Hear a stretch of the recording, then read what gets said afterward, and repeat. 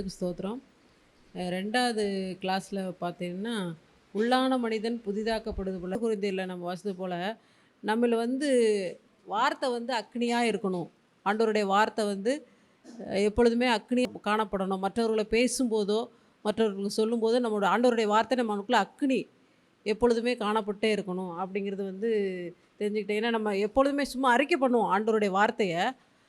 மற்றவர்கள சொல்லும்போது, கண்டிப்பா கர்த்தர் வந்து உங்களுக்கு சுகம் கொடுப்பாரு அப்படின்னு சும்மா எதார்த்தமா சொல்லுவோம். ஆனா அதுக்குள்ள அந்த அக்கினி இருக்கணும். அந்த அக்கினிங்கிறது வந்து எப்பொழுதுமே காணப்படுங்கிறது வந்து நான் வந்து இனி நம்ம ஆழமா அ ஆராய்ந்து பார்க்கும்போது, அந்த அக்கினி வந்து அனலுக்குள்ள நம்ம வந்து காணப்படும் அப்படிங்கிறத தெரிஞ்சுக்கிட்டேன். அந்த ஆண்டவருடைய வார்த்தை வந்து அ கன்மலையில சம்மட்டிய போல, அந்த மாரி நம்ம வந்து இருக்கணும். அப்படிங்கிறது வந்து எனக்குள்ள தெளிவா தெரிஞ்சுச்சு. அப்புறம் பார்த்தீங்கன்னா, கிறிஸ்துவின் வளர்ச்சியில வளரும்போது பூரண புருஷர்களாக நம்ம வந்து மாறுவோம். நம்ம இன்னும் அதிகமா இது போதாது. இது வந்து ஒண்ணுமே இல்ல. நம்ம இன்னும் அதிகமா வேதத்தை தியானித்து, நம்ம ஆண்டவருக்குள்ள வளரும்போது, பூரண புருஷர்களா அடையும்போது, அ ஆண்டவருடைய வார்த்தைய வந்து நம்மளுக்குள்ள உட்கொள்ளும்போது, அதிகமான காரியங்கள வந்து நம்ம செய்ய வல்லவரா இருக்கிறாரு. கர்த்தருடைய பரிசுத்த நாமத்துக்கு ஸ்தோத்திரம். கர்த்தர் வந்து இந்த நாள்ல ம், வேதத்தை வாசிப்பேன் நானு. ஒரு வாட்டி வாசிப்பேன். அதுக்கப்புறம் எனக்கு ஒண்ணும் புரியாது. இப்போ ஐயா சொன்னதுனால, ஒரு அதிகாரத்த 3 தடவ வாசித்தா தான் புரியும் அப்படின்னு சொல்லிட்டு ஐயா சொல்லியிருந்தாரு. இனிமேல் நான் ஒரு அதிகாரத்த 3 தடவ வாசித்து, அதுல இருக்கிற ரகசியத்த ஆண்டவர் எனக்கு வெளிப்படுத்தணும். அதுக்காக கர்த்தருக்கு நன்றி கர்த்தருடைய நாமத்துக்கு ஸ்தோத்திரம். சங்கீதம் 56 வந்து அது எனக்கு அதிகமாக என்னை உணர்த்தின மாதிரி இருந்தது. தேவனை முன்னிட்டுன்னு ஒரு வார்த்தை, அது அது மைய வார்த்தையாக நான் எடுத்தேன். தேவனை முன்னிட்டுன்னு அதை படிக்கும்போது, நான் கொஞ்ச நாளைக்கு முன்னாடி இந்த மாதிரி ஒப்பு கொடுத்துருந்தேன். ஏசப்பா அவங்கள முன்னிட்டு தான் நான் எதையுமே செய்வேன் அப்படின்னு நான் ஒப்பு கொடுத்துருந்தேன். அது அப்புறம் நான் கொஞ்ச நாளில் மறந்தும் போயிட்டேன். அதுக்கப்புறம் அதை நான் கடைப்பிடிக்கிறதும் இல்லை. அவரை முன்னிட்டு வச்சு இனிமேல் உங்கள் சித்தத்துப்படி உங்களுடைய இதுபடி நான் நடப்பேன்னு ஒப்பு கொடுத்தேன்னா நான் அதை மறந்துட்டேன். இந்த தேவனை முன்னிட்டுன்ற வார்த்தை என்னை திரும்ப அது உணர்த்துச்சு. நீ வழி விட்டு விலகி போயிட்ட, திரும்ப ஒப்புக்கோடுன்னு மாதிரி என்னை அந்த வார்த்தை என்னை மைய வார்த்தையாக நான் அதை தான் எடுத்தேன். அது என்னை அதிகமாக உணர்த்துச்சு. ஆண்டவராகிய இயேசு கிறிஸ்து நாமத்தில் வாழ்த்துக்களை தெரிவித்துக் கொள்கிறேன். உண்மையிலேயே நான் ரொம்ப லேட்டாக வந்தேன். நல்லா லாஸ்ட்டில் நல்லா புரிஞ்சுது. எப்படின்னா 25 வருஷமாக ஊழியம் செஞ்சிச்சு, அந்த பாடுகளை சகிக்க முடியாது விட்டு எவ்வளோ போவேன், நல்லா ஆத்துமாக்கள் ஆதாயம் பண்ணுவான். ஆனால் ஒரு கஷ்டம் வரும்போது விட்டு தான் பண்ணுறேன், வந்துடுவேன். ஆனால் இதேமாரி எல்லாம் சொல்லுவாங்க, இதேமாரி நல்ல ஊழியம் சரி எதுனா அதை சகிக்கணும். இயேசு கிறிஸ்து ஐயா சொன்னார், தாடியை பிச்சாங்க, முள்முடி சுட்டினாங்க, கேவலமாக பேசுனாங்க, அது எல்லாத்தையும் என்ன பண்ணார், அவர் சகிச்சார். ஆனால் சகிக்கிற ஒரு மனப்பக்குவம் இருந்தால் தான் வெற்றி பெற முடியும்னு நல்லா உண்மையிலே கற்றுனேன். நான் வந்து எல்லாம் செய்வேன், ஆனால் எதுனா பேசுனா டக்குன்னு நேரத்தில் எஸ்கேப் வந்துடும். ஆனால் உண்மையிலே இதான் சகிக்கணும், சகிச்சா தான் வெற்றி, சகிக்கலைன்னா தோல்வி தான். அதனால் சகிக்கணுன்ட்டு உண்மையிலே இந்த கடைசியில் பாடுகள் நமக்கு ஏன் இவ்வளோ பாடு வருது, இதெல்லாம் நமக்கு ஏன் இந்த பாடு வருது, நான் விட்டுட்டு வந்துடும். நான் அது மாதிரி இனிமேல் பாடுகள் வந்தால் கூட விட்டுட்டு வரக்கூடாது அப்படின்னு ஒரு உறுதியாக நிற்கணும். நம்மளை அவமானப்படுத்தினாலும் காரி துப்பினாலும் அங்கேயே இருக்கணும் அப்படின்னு ஒரு முடிவு வருது. இந்த லாஸ்ட்டில் வந்தனால லைட்டாக புரிஞ்சுது. இருந்தாலும் ஐயாவுக்கு ரொம்ப நன்றி செலுத்து. இந்த இச்சை அடக்கத்தை பற்றி சொல்லியிருந்தேன். அது எனக்கு உண்மையிலேயே நான் தெரியாதான் இருந்தேன். நிறைய காரியங்கள் வந்து அதிலே 2 வித்தியாசமாக நம்ம வீட்டில் எப்படி இருக்கணும், வெளியில் எப்படி இருக்கணும், அந்த இச்சை அடக்கத்தை பற்றி அப்படிங்கிறது வந்து எனக்கு ரொம்ப தெளிவாக புரிஞ்சிச்சு. இவ்வளோ நாள் தெரியாததை வந்து நம்ம இன்னும் ஆழமாக கற்றுக்கிட்டக்கூடிய கிருபை ஆண்டவர் தந்தார். அதுக்கு கத்திருக்க கூடான ஸ்தோத்திரம். இந்த லாஸ்ட் எடுத்தங்கள மணவாளன் மணவாட்டி குறித்து அது உண்மையிலே ரொம்ப இதாக நல்லா இருந்துச்சு. மணவாளன் அப்படின்னா அது ஒரு ஜென்ஸு குறிக்குது, மணவாட்டினா ஃபீமேலு குறிக்குது, அப்படி தான் யோசிச்சிருந்தோம். அது லாஸ்ட்டே பார்த்தா மணவாளன் இப்படி அவர் அந்த அந்த உதாரணம் அந்த சொல்லி கொடுத்தது எல்லாம் நல்லா இருந்தது. நம்ம மணவாட்டியாக மாறணும் அப்படின்னா நம்ம வந்து எவ்வளோ ஆயத்தமாக இருக்கணும், அந்த கடவுளுக்குள்ளே எவ்வளோ வளர்ச்சி போகணும், அது எத்தனை வருஷம் இதாகணும், அந்த கொஞ்சம் யூஸ்ஃபுல்லாக இருந்தது. நம்மளும் மனவாட்டி ஆகணுன்ற ஒரு வாஞ்சை வர்றதுக்கு கர்த்தர் நாமத்துக்கு ஸ்தோத்திரம். நாமத்துக்கு மகிமைப்படுவதாக. ஐயா இந்த நாளிலே இந்த சீசுசு பள்ளியில் நான் கற்றுக்கொண்டது, இயேசு போல ஒரு அவரோட வித்து நம்ம கூட இருந்தால், அவரோட பிளட்டு நமக்குள்ளே இருந்தால் எப்போதும் நம்ம அவளோட சுபாவம் போல் நம்ம எப்போதும் இருப்போம் அப்படின்ற அந்த வார்த்தை வந்து என்னோடய வாழ்க்கையில் நிறைவேறப்பட்டது. எப்படின்னா அதுக்கு ஒரு 2 சாட்சி சொல்லப்படலாம். முதலாவது என் தம்பி வந்து சத்துருக்களை நேசிங்கன்ற மாதிரி, நம்ம பகைக்கிறவங்களை நேசிங்க, நம்மளுக்காக என்னெல்லாம் பண்ணாலும் அவங்கக்கிட்ட நேசிங்கன்ற வார்த்தை வந்து எங்களுக்கு இந்த நாளில் நிறைவேறப்பட்டது. அந்த வார்த்தை பூர்ணப்படுத்துது. அவர் அந்த வார்த்தை வந்து இன்றைக்கி ஐயா மூலமாக அதை உறுதிப்படுத்துகிறாரு. அதை தான் நம்ம தெரிந்து கொள்ளணும். என் தம்பி வந்து என்னை ஒரு நேரத்தில் பார்க்கும்போதெல்லாம் நல்லா சம்பாதிப்பான், நல்லா அவன் ஒரு வாரத்தில் பார்த்தா அப்படி சம்பாதிக்கிற ஒரு ஆட்டோமொபைல் தொழில் தான். எல்லாருமே நாங்கள் வந்து ஃபுல்லாகவே எல்லாருமே ஒரு ஆட்டோமொபைல் தொழிலில் இருக்கிறோம். ஒவ்வொருத்தரும் எல்லாம் ஒரே குடும்பத்தில் எங்கள் பெரியம்மா வீட்டில் எல்லாம் வளர்ந்தோம் இருந்தோம். ஒவ்வொருத்தரும் ஒவ்வொரு ஸ்டேஜில் ஒரு வேலைகளை பார்க்க ஆரம்பித்தோம். அவன் நல்லா சம்பாதிப்பான், நிறைய தேவையில்லாத செலவுகளை பழக்கி இப்போ அந்த சம்பாதிக்கிற பணத்தை தேவையில்லாத வேலைலாம் செய்துட்டு இன்றைக்கி ஒரு வாக்கே இழந்துட்டான். அந்த அன்பு சகலத்தையும் தாங்குன்ற மாதிரி இன்றைக்கி எல்லா வாக்கை வந்து ரோட்டில் படுக்கிற சூழ்நிலைக்கு போயிட்டான். இன்றைக்கி ஒரு வழியே இல்லை, கட்டின மனைவி கூட விட்டுட்டு போகிற சூழ்நிலைக்கு வந்து தள்ளப்பட்ட சூழ்நிலை. அவனை பார்க்கும்போது கண்ணீரோடு அவன் இந்த எங்கள் ஊரை கடந்து போகும்போது ஞாபகம் வந்துட்டு இந்த இடத்துக்கு போயிட்டு வரலாம் போகலான்னு சொல்லி வந்தபோது அவங்க நம்ம வீட்டுக்கு வந்தாங்க. இங்கே வரும்போது அந்த கிறிஸ்துவ அன்பு நம்ம போல் எப்போதும் நம்மக்கிட்ட இருந்ததெல்லாம் அவர் சுபாவம் இன்றைக்கி ஐயா மூலம் அந்த வார்த்தை உறுதிப்படுத்தப்பட்டது. அவரோட வித்து நம்மளுக்குள்ளே இருந்ததுன்னா அவரோட பிளட்டு அந்த அன்பு எப்போதும் சகலத்தையும் தாங்கும், சகலத்தையும் அரவணைக்கும், சகலத்தையும் பூரணப்படுத்தும் போல என் தம்பி உண்மையிலே அந்த வாக்கை இழந்தது திரும்ப கிடைத்த மாதிரி. நான் ஒன்றே ஒன்று அவங்ககிட்ட கேட்டேன், நீ என்ன வேணால் கேளு, என்ன வேணால் சாப்பிடு, என்ன வேணால் பண்ணு, ஆனால் உங்ககிட்ட அவர் ஒரே பழக்கத்தை மட்டும் இந்த ட்ரிங்க் பண்ணுற பழக்கத்தை விட்டால் இந்த வீட்டில் இங்கே இருக்கலாம், இல்லைனா இருக்க முடியாது தம்பி அப்படின்னு. அந்த ஒரு பழக்கத்தை வார்த்தை சொன்னபடி என் அண்ணன் நீ எதை சொன்னால் நான் கேட்பேன். அன்றைக்கி சொன்ன வார்த்தை கேட்டு இதுவரையும் கீழ்ப்படைந்து சபைக்கு வந்து இன்றைக்கி வேடாஃபில் அவனே வந்து ஒரு குடும்பமாக இன்றைக்கி சீக்கிரமாக அந்த அவரும் ரட்சிப்புகள் வருவார். அந்த அன்பு தான், அன்புன்றது சகலத்தையும் உண்மையிலே சொன்ன ஐயா சொன்ன மாதிரி அன்பு வந்து எவ்வளோ இந்த ஊழியத்துக்கு முதலாவது அடியே நம்மளுக்கு கர்த்தர் கொடுக்குற ஒரு முதலாவது ப்ளஸ்ஸு மக்கள் உலக எல்லா இடத்துலையும் சுவிசேஷ அறிவு இருக்கிற இடத்துலேருந்து உண்மை ஃபஸ்ட்டு கிரியேட் சேர்த்து அன்பு தான். அந்த அன்பு எங்கே நிலைத்திருக்கோ, அவரோட சுபாவம் எப்போ நிலைத்திருக்கோ அங்கே எல்லாமே நிறைவேறப்படும். அவரோட வழிகளை நம்ம பின்பற்றும் போது அந்த அன்புக்குள்ளே எல்லாமே அடங்கும். எவ்வளோ பேர் மனுஷன் நம்ம எதிர்த்து வரும்போது அந்த அன்பு நம்ம காமிக்கும் போது அந்த அன்பு நம்ம அவங்கள ஒன்றுமே இல்லாமல் நிற்கும். அந்த அன்பு வந்து அவங்க என்ன பண்ணாலும் நமக்கு கிரியேட் செய்யாது, நம்மளுக்கு எதுவுமே வந்து சேராது. அந்த அன்பு இந்த வரைக்கும் இந்த அன்பால் தான் நான் ஒரு நேரத்தில் அன்புக்கு செலுத்திட்டு நிறைய பேரை விட்டு நம்மளுக்கு நிறைய பாடங்களை கற்றுக் கொடுத்து போகிற அளவுக்கு அவங்களே உருவாக்கி இருப்பாங்க. ஆனால் அந்த அன்பு நம்ம மேலே மேலே மேலே மேலே செய்து கொண்டே இருக்கும்போது அதான் அந்த அன்பு எப்படி இந்த அன்பு உருவாச்சுன்னா அவரோட பிளட் நம்மக்குள்ளே எப்போதும் அவர் சுபாவங்கள் நம்ம எப்போதும் இருக்கும்போது எப்போவுமே நம்ம அந்த அன்பு எப்போவுமே நிலைத்து இருக்கும். அந்த அன்பால் இன்றைக்கி இந்த அந்த வார்த்தை நிறைவேறப்பட்டு உறுதிப்படுத்து கர்த்தருக்கு கொடான நன்றி சொல்கிறேன். பரிசுத்த நாமத்துக்கு மகிமை உண்டதாக. இன்றைக்கி உண்மையாகவே என்னோடய செக்ஷன் வந்து ரொம்ப யூஸ்ஃபுல்லாக இருந்தது. அதில் நிறைய வசனம் வந்து பார்த்திங்கன்னா நம்ம கேட்டிருப்போம், படிச்சிருப்போம். ஆனால் அதை வந்து ஒரு கோர்வையாக எப்படி வந்து ஒரு சென்டென்ஸை ஃபார்ம் பண்ணும்போது அந்த சென்டென்ஸு அந்த ப்ரொனவுன்சியேஷனு இது எல்லாமே எப்படி கோர்வையாக படிக்கும்போது அது ரொம்ப மீனிங்ஃபுல்லாக இருக்கும். ஸோ இந்த கிளாஸில் பெருசாக கற்றுக்கிறது என்னென்னா அந்த ஒவ்வொரு வசனத்தையும் நம்ம தேடி ஆராய்ந்து இந்த வசனத்துக்கு இதுதான் வந்து அந்த கருத்து சொல்கிறது, அதை படிக்கிறதுக்கு ரொம்ப உபயோகமாக இருந்தது. விசேஷமாக பார்த்திங்கன்னா எனக்கு முன்னாடியே இந்த எபிரேயர் 12ஆம் அதிகாரத்தில் நான் படிச்சிருக்கேன். எபிரேயர் 12:2 அவர் தமக்கு முன் வைத்திருந்த சந்தோஷத்தின் பொருட்டு அவமானத்தை எண்ணாமல் சிலுவையை சகித்து தேவனுடைய சிங்காசனத்தின் வலது பார்சத்தில் வீட்டிருக்கிறார் சொல்லிட்டு வசனம் இருக்குது. அப்போது அந்த அவருக்கு முன் வைத்திருந்த அந்த சந்தோஷம் யார் பார்த்திங்கன்னா அந்த மணவாட்டி தான். ஸோ அந்த மணவாட்டி எப்படியாவது இன்னொரு வசனம் கூட இருக்க அந்த மணவாட்டி எப்படியாவது வந்து பிதாவுக்கு முன்பாக நிறுத்தும்படியாக அவர் அவமானத்தை சகித்தார் சொல்லிட்டு.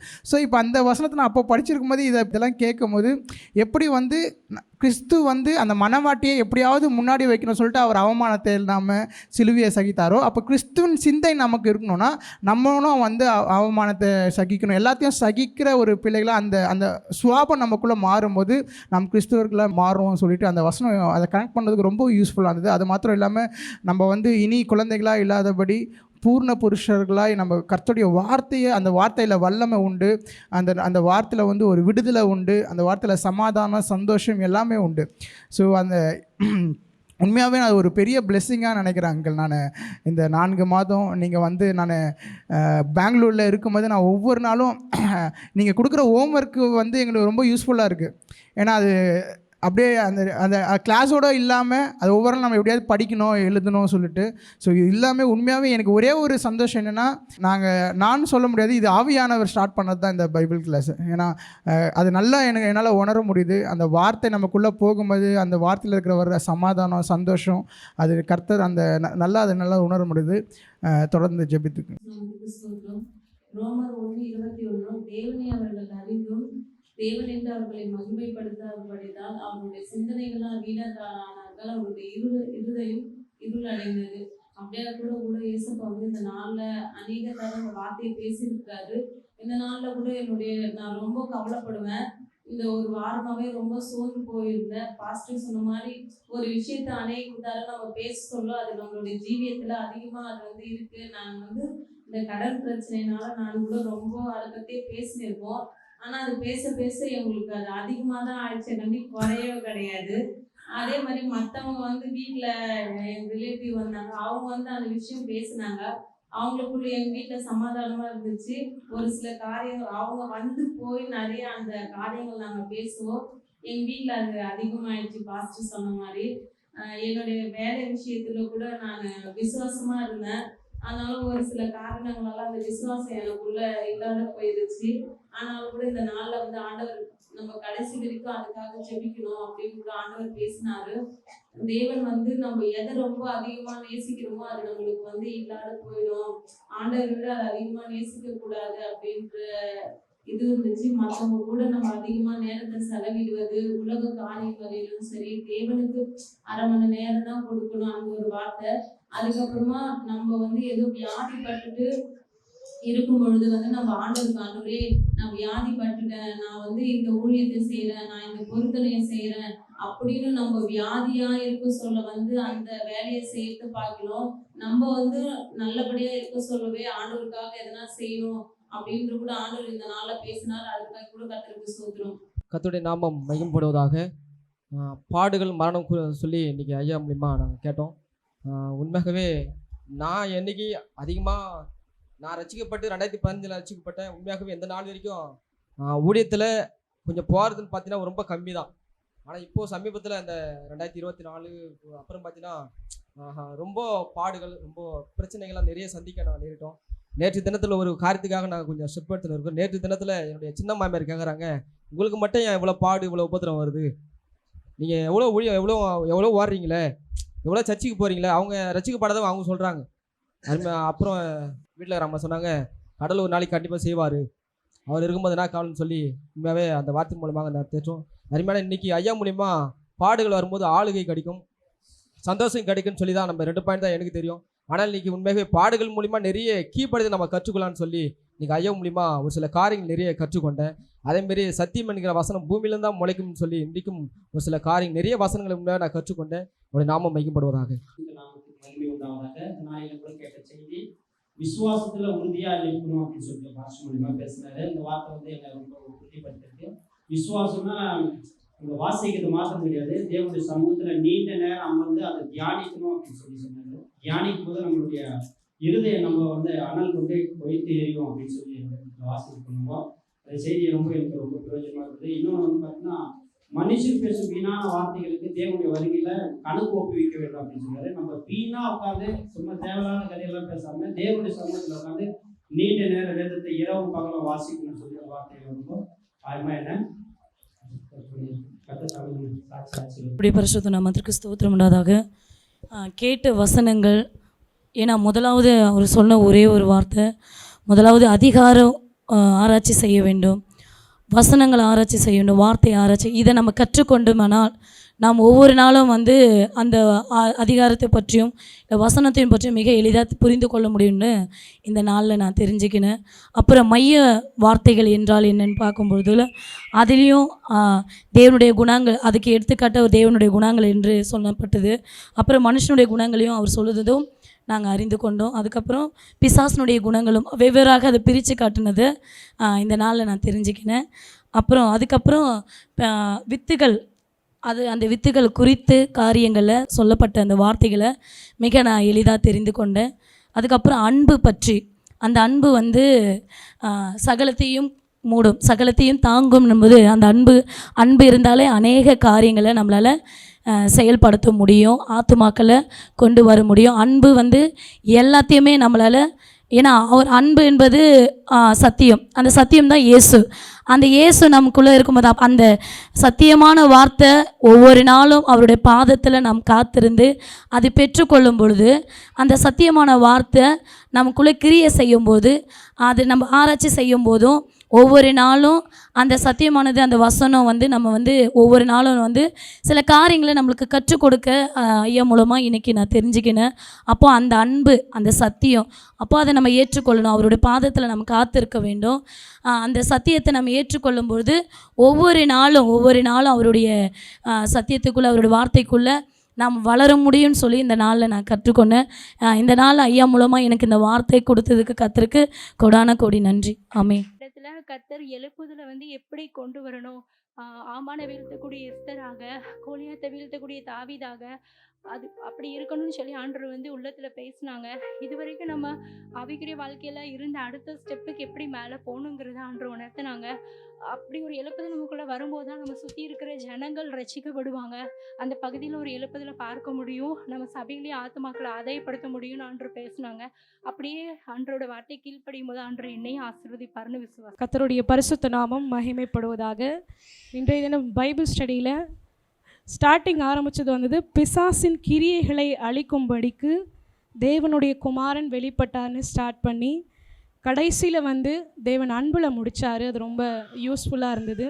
அதே போல் இதற்கு இடையில் சொல்லப்பட்ட ஒரு வார்த்தை என்னென்னா, அடிக்கடி நம்ம சீஷனாக இருக்கணும் மாத்திரம்தான் நம்ம நிறைய கற்றுக்கொண்டு இருக்கிறோம். ஆனால் இன்றைய தினத்தில் குருவை போல் நம்ம மாறணும், இயேசுவை போல். ஏன்னா தேறினவன் எவனும் தன் குருவை போல் இருப்பான்னு சொல்லி லூக்கா 6:40 நம்ம இன்றைக்கி தியானம் செய்தோம். குருவை போல், அவரை போலவே நாமளும் மாறணும். நம்ம இவ்வளோ நாள் சீஷன் மட்டும்தான் தியானம் பண்ணியிருப்போம். இன்றைய தினத்தில் ஆண்டவருடைய கிருபையினால் அவரை போலவே நாமளும் குருவாக தேரணும்னு சொல்லி ஐயா மூலயமா இன்றைய தினத்தில் ஆண்டவர் கற்றுக் கொடுத்தார். அதே போல் ஒவ்வொரு நாளும் முயற்சி செய்யுங்க, வேதத்தை பயிற்சி செய்யுங்க, பயிற்சி செஞ்சால் முதிர்ச்சி அடைய முடியும், முதிர்ச்சி அடைஞ்சால் பூரணம் வரும்னு சொல்லி இந்த ஸ்டெப்பெல்லாம் ஐயா நல்லா அழகாக நமக்கு சொல்லி கொடுத்தாங்க. அது ரொம்ப யூஸ்ஃபுல்லாக இருந்தது. அதே போல் இந்த நீதிமொழிகள் 15ஆம் அதிகாரத்தில் ஐயா மூலமாய் இன்றைக்கு ஆவியானவர் பேசியிருக்கிறார். ஞானமுள்ளவன் எப்படி இருப்பான்னு சொல்லி. ஞானமுள்ளவன் அறிவை இறைக்கிறான், அந்த அறிவை உபயோகப்படுத்துகிறான். நாம் அதை புத்திமானாக இருந்தோமானால் அறிவை தேடுகிறவர்களாக இருக்க வேண்டும். ஞானம் அடையணும்னா ஃபஸ்ட்டு புத்திமானாய் அறிவை தேடணும். அறிவை தேடனாதான், தேட தான் ஞானம் அடைய முடியும்னு சொல்லி இன்றைய தினத்தில் ஆவியானவர் கற்றுக் கொடுத்தார். அதே போல் அன்பு கூறணும்னு சொல்லி, நம்ம எல்லாரிடத்துலையும் அன்பு கூற முடியுமான்னு சொல்லி நம்ம நேசிக்கிறவங்கள மாத்திரம்தான் அன்பு கூறுவோம். ஆனால் இந்த மத்தேயு 5:44 நம்மை சபிக்கிறவர்களை, பகைக்கிறவர்களை, நிந்திக்கிறவர்களை, துன்பப்படுத்துகிறவர்களை இவர்களை அன்பு கூறுங்க, இவர்களை அன்பு கூர்ந்தாதான் அந்த அன்பு பரிபூர்ணம் அடையும், அன்பு முழுமை அடையணும்னு சொன்னால் இந்த 4 வித காரியங்களை நம்ம அன்பு கூர்ந்தாதான், இவர்கள் மேல் அன்பு கூர்ந்தாதான் நம்ம பரிபூர்ணம் அடைய முடியும். இதுதான் உண்மையான அன்புன்னு சொல்லி ஆவியானவர் ஐயா மூலமாக உணர்த்தினார். அதற்கு நான் நன்றி செலுத்துகிறேன். முதல்ல எழுதி இந்த இதில் கொடுக்கறது வந்து வார்த்தைகள், மைய வார்த்தை, மைய செய்தி அதெல்லாம் எடுக்கிறது கொஞ்சம் ரொம்ப கஷ்டமாக இருந்துச்சு. ஆனால் அதில் நிறைய எனக்கு ஒரு 4 தப்பு வந்துச்சு. ஆனால் நான் வந்து தப்பு வந்து கற்றுக்கலாம் அப்படின்ட்டு அப்புறம் அதுக்கப்புறம் தான் போன கிளாஸில் வந்து கற்றுக்கிட்ட பிறகு உண்மையிலேயும் அதை தியானித்து எடுக்கிறதுக்கு வந்து ஆண்டவர் வந்து கிருபை செய்தார். ஆண்டி சொன்னதை வந்து மனசில் வச்சு, நீங்கள் லெசன் நடத்தினதை மனசில் வச்சு எடுக்கும்போது ஜெபத்தை வந்து நம்மளே ஓனாக எழுதுறதுக்கும் ஆண்டவர் வந்து கிருபை செய்தார். அதுக்கு கற்றுருக்கோம். அதில் வாஞ்சை இருந்துச்சு. ஏன்னா நம்ம வந்து அது சோர்ந்து போகக்கூடாது.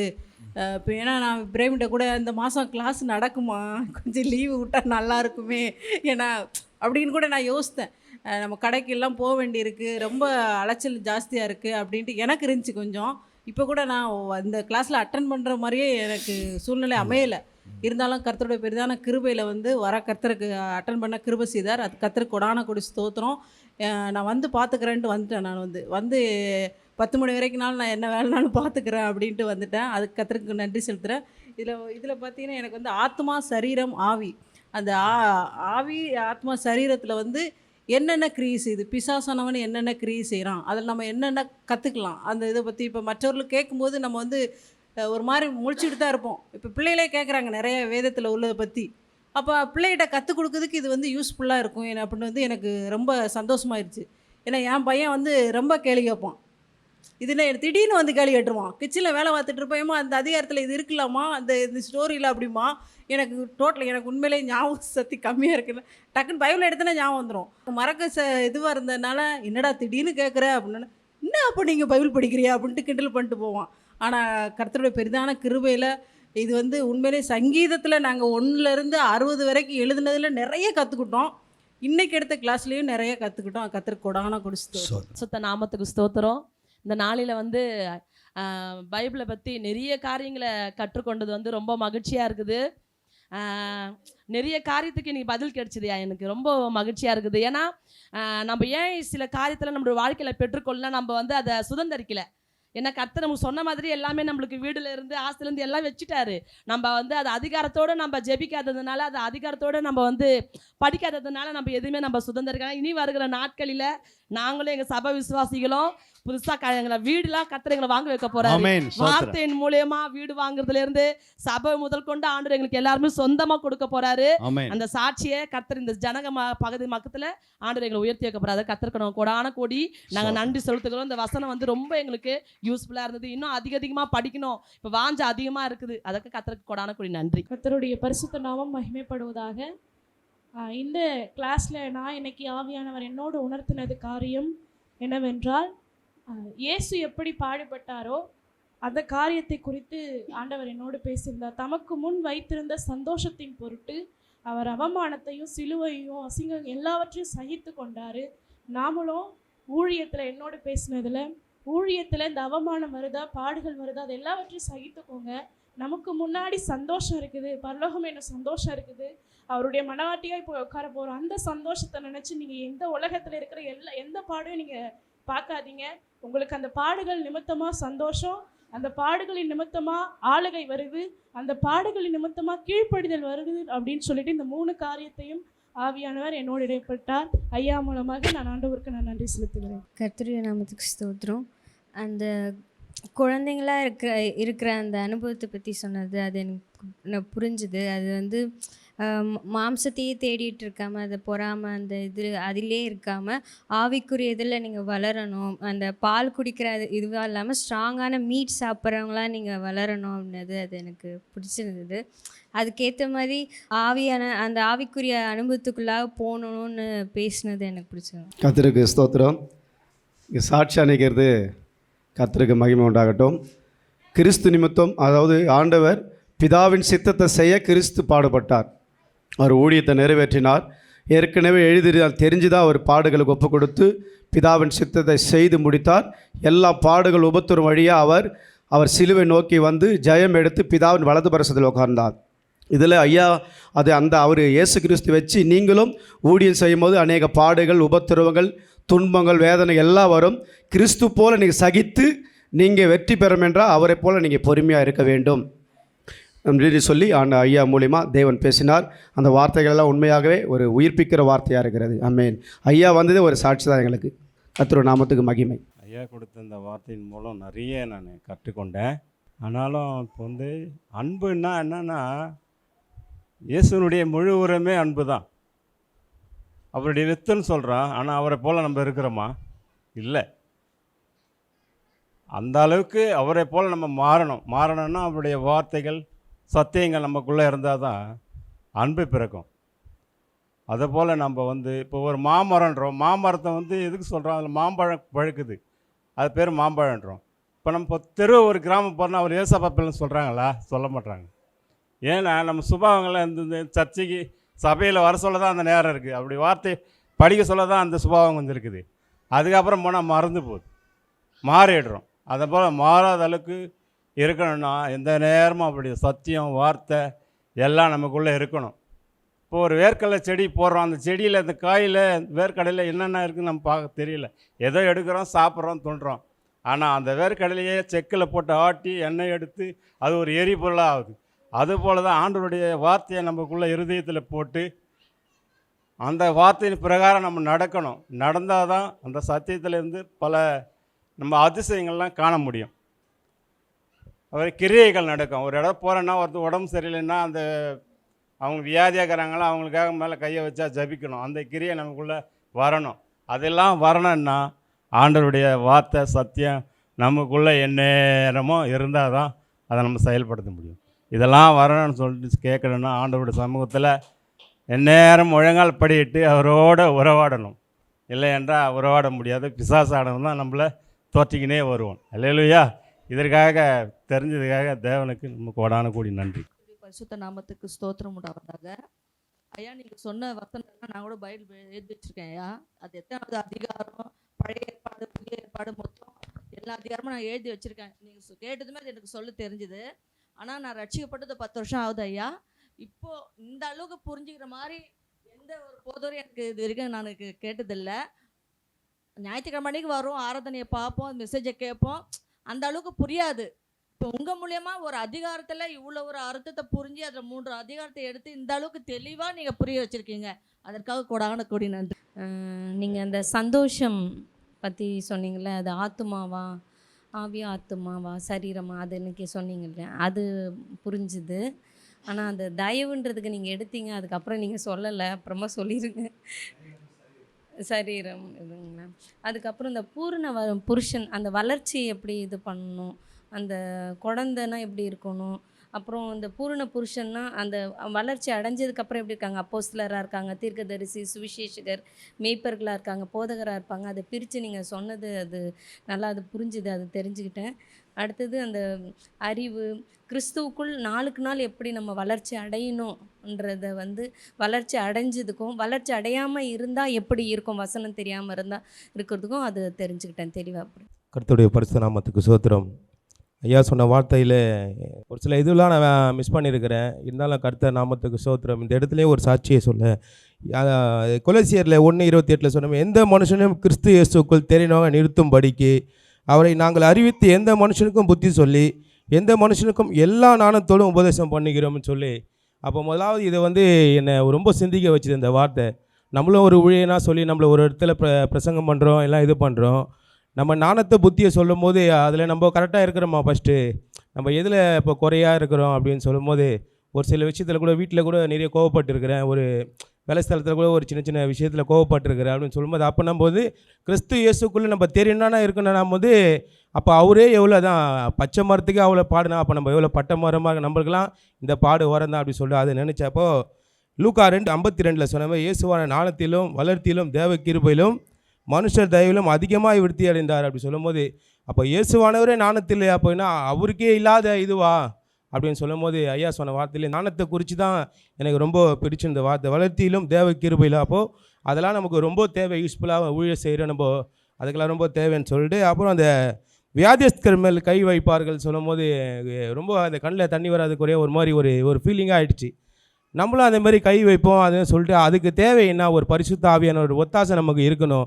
அப்போ இருந்தால் தான் அந்த இதெல்லாம் நம்ம மெயின்டைன் பண்ண முடியும் அப்படின்னு சொல்லிட்டு அந்த வாஞ்சை எனக்கு ரொம்ப இது அதிகமாகிடுச்சு. அதேபடி நான் உங்களுக்கு சொல்லுகிறேன், அது மத்தேயு 5:44 சத்ருவை சிநேகின்னு சொல்லிட்டு, வீட்டாரே உன் சத்ருன்னு சொல்லும் போது நம்ம வீட்டில் இருந்து நாங்கள் 4 பேர் தான், எங்களுக்கு யாரும் சத்ரு இல்லை. இருந்தாலும் ஒரு கூட்டு குடும்பத்திலலாம் நிறைய சத்ருக்கள், வீட்டார் தான் சத்ருன்னு கேள்விப்பட்டு இருக்கிறேன். அந்த நேரத்தில் நம்ம கர்த்தரே சொல்கிறாரு பாருங்கள், வீட்டாரே உனக்கு சத்ருன்னு சொல்லும் போது, அப்போது நம்ம வீட்டில் இருக்கிறவங்களே நம்ம கரெக்ட் பண்ணலாம், அப்போ நம்ம வெளியில் இருக்கிறவங்களை எப்படி போய் கரெக்ட் பண்ண முடியும் அப்படின்னு சொல்லி, அப்போ இந்த நாள்லேயும் தேவன் எனக்கு கொடுத்த வார்த்தையில் நம்ம சுற்றி இருக்கிறவங்கள நம்ம கரெக்ட் பண்ணோம், ஒவ்வொருத்தராக சரி பண்ணணும்னு சொல்லி வார்த்தை கொடுத்த தேவனுக்கு கொடனுக்கு நன்றி. கர்த்தருடைய நாமத்துக்கு ஸ்தோத்திரம்.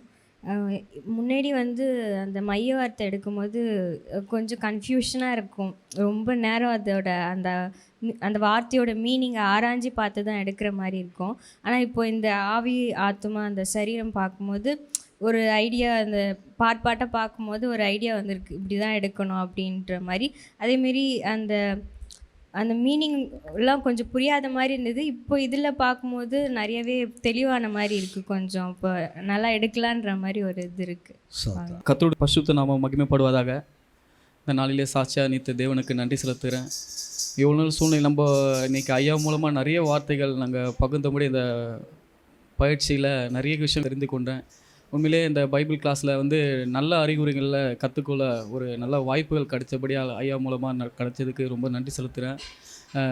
இந்த உபத்திரங்கள் பாடுகள், கிறிஸ்துவ அன்புக்குள்ள பாடுகள், உண்மையாகவே அந்த பாடுகள் நம்மளை எவ்வளோ சூழ்ந்து கொண்டு வந்தாலும் கர்த்தர் நம்ம அதை மேற்கொள்ள பலன் தந்து, கிருபை தந்து, நம்மளை இதுவரையும் தாங்கி கொண்டு, பாதுகாத்து கொண்டு, போகிலும் வருகையிலும் பாதுகாத்து கொண்டு இந்த நாள் வரையும் நடத்தி வந்தோம். ஏன்னா நம்ம உபத்திரங்கள் நாட்கள்லாம் பார்த்திங்கன்னா நம்மளை கச்சிக்கிற சிங்கத்தை போல் நமக்கு பிரச்சனைகள் உருவாகி வரும். நம்ம உயிரம் வளர வளர இந்த சிங்கத்தை போல், கச்சிக்கிற சிங்கத்தை போல் நம்ம பிரச்சனைகள் நம்ம சூழ்ந்து வந்தாலும் அதை மேற்கொள்ள பலன் கர்த்தராலே கிடைக்கும்.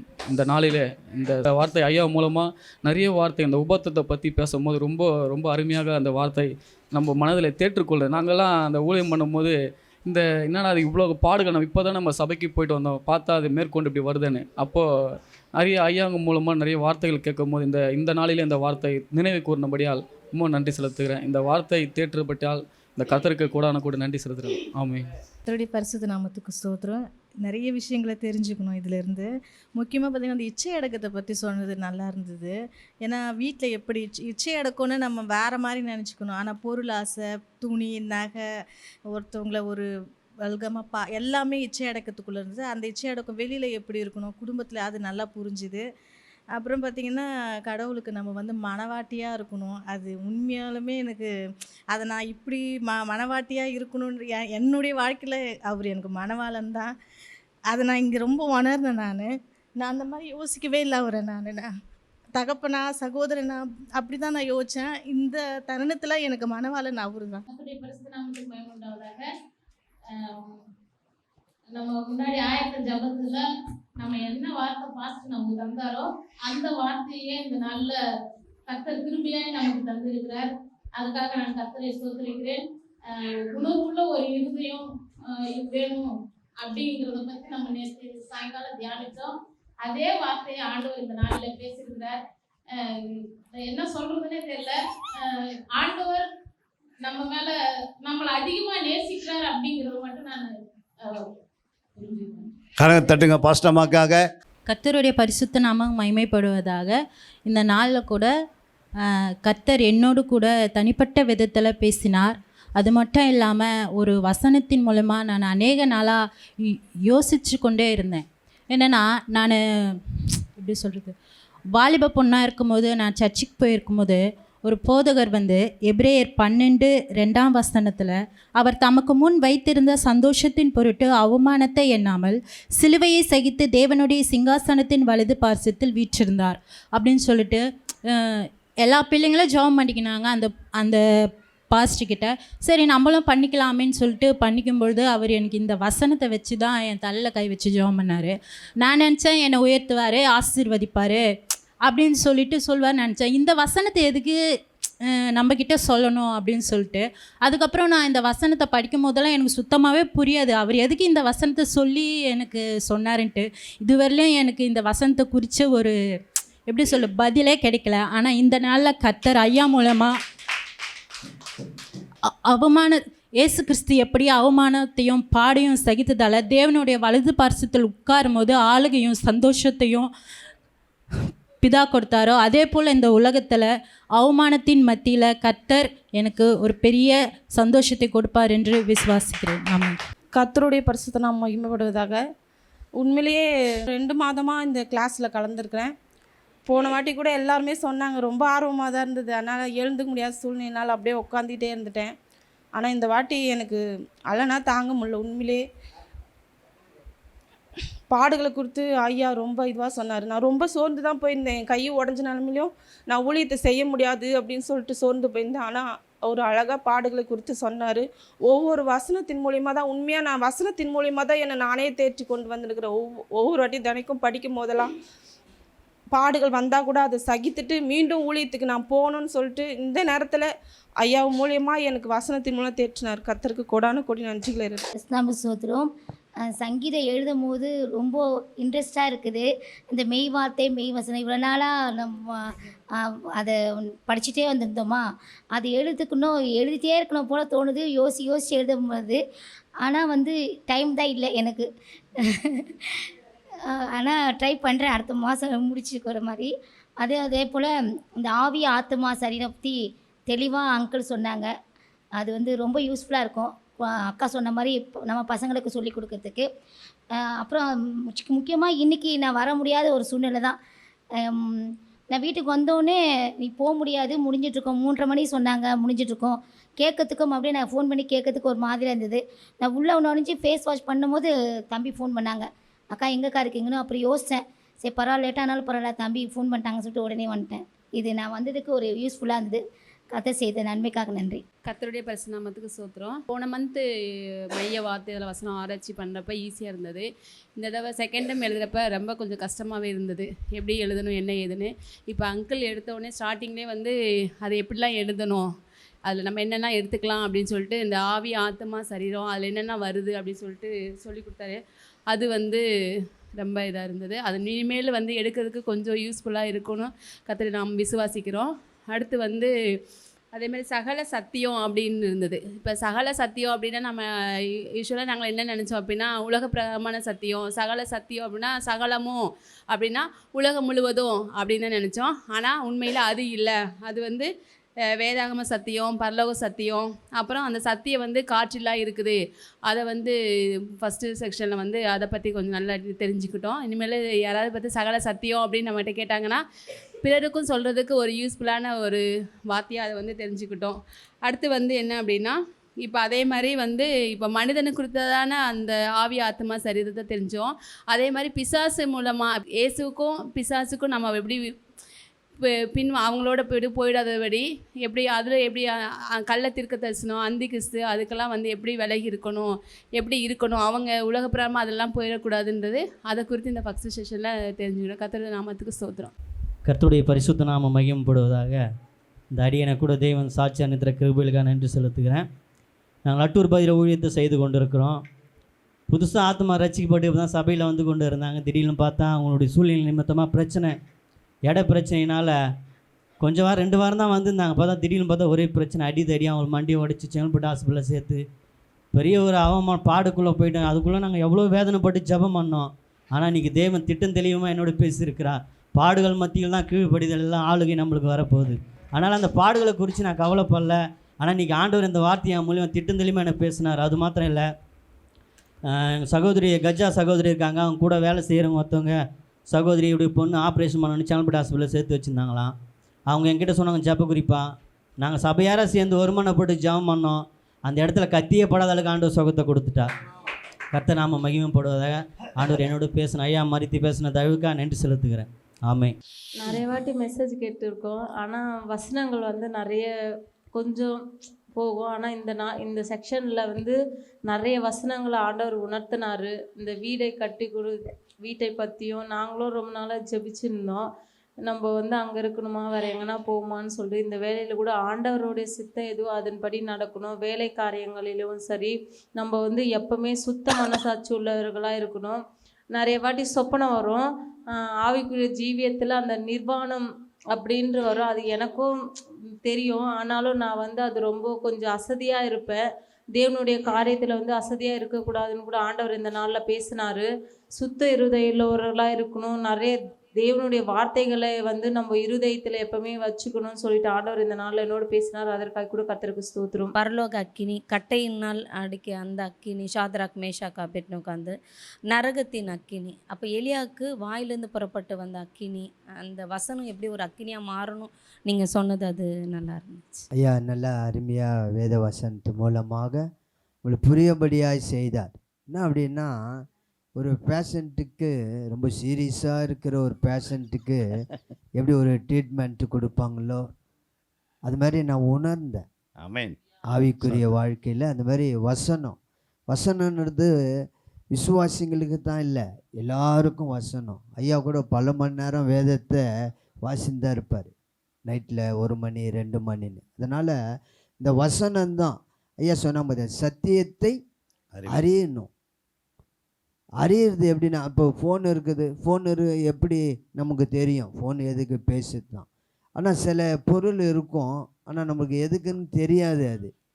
அது வந்து கேட்டு தெரிஞ்சுப்போம், இது எதுக்கு, இந்த பொருள் எதுக்காக, என்னத்துக்கு யூஸ் பண்ணுறான். அதே போல் தான் ஆண்டவரை நம்ம அறிந்து கொள்ளணும். அவர் எதற்காக ஐயா சொன்னார் பாருங்க, இயேசு நம்முடைய வாழ்க்கையில் அறிந்து கொள்ளும்போது பாவம், சாபம், தரித்திரம் அது எல்லாவற்றிலிருந்து ஆண்டவர் நமக்கு விடுதலை தரும். அது மாதிரி வழியை ஆண்டவர் போதித்தார். மனுஷனுடைய வழி, தேவனுடைய வழி, பிசாசினுடைய வழி ஆண்டவர் நமக்கு விலக்கி கற்றுக் கொடுத்தார். மனுஷனுடைய வழி எப்படி இருக்கும், தேவனுடைய வழி நமக்கு எதை போதிக்கும், எங்கே கொண்டு போவோம்.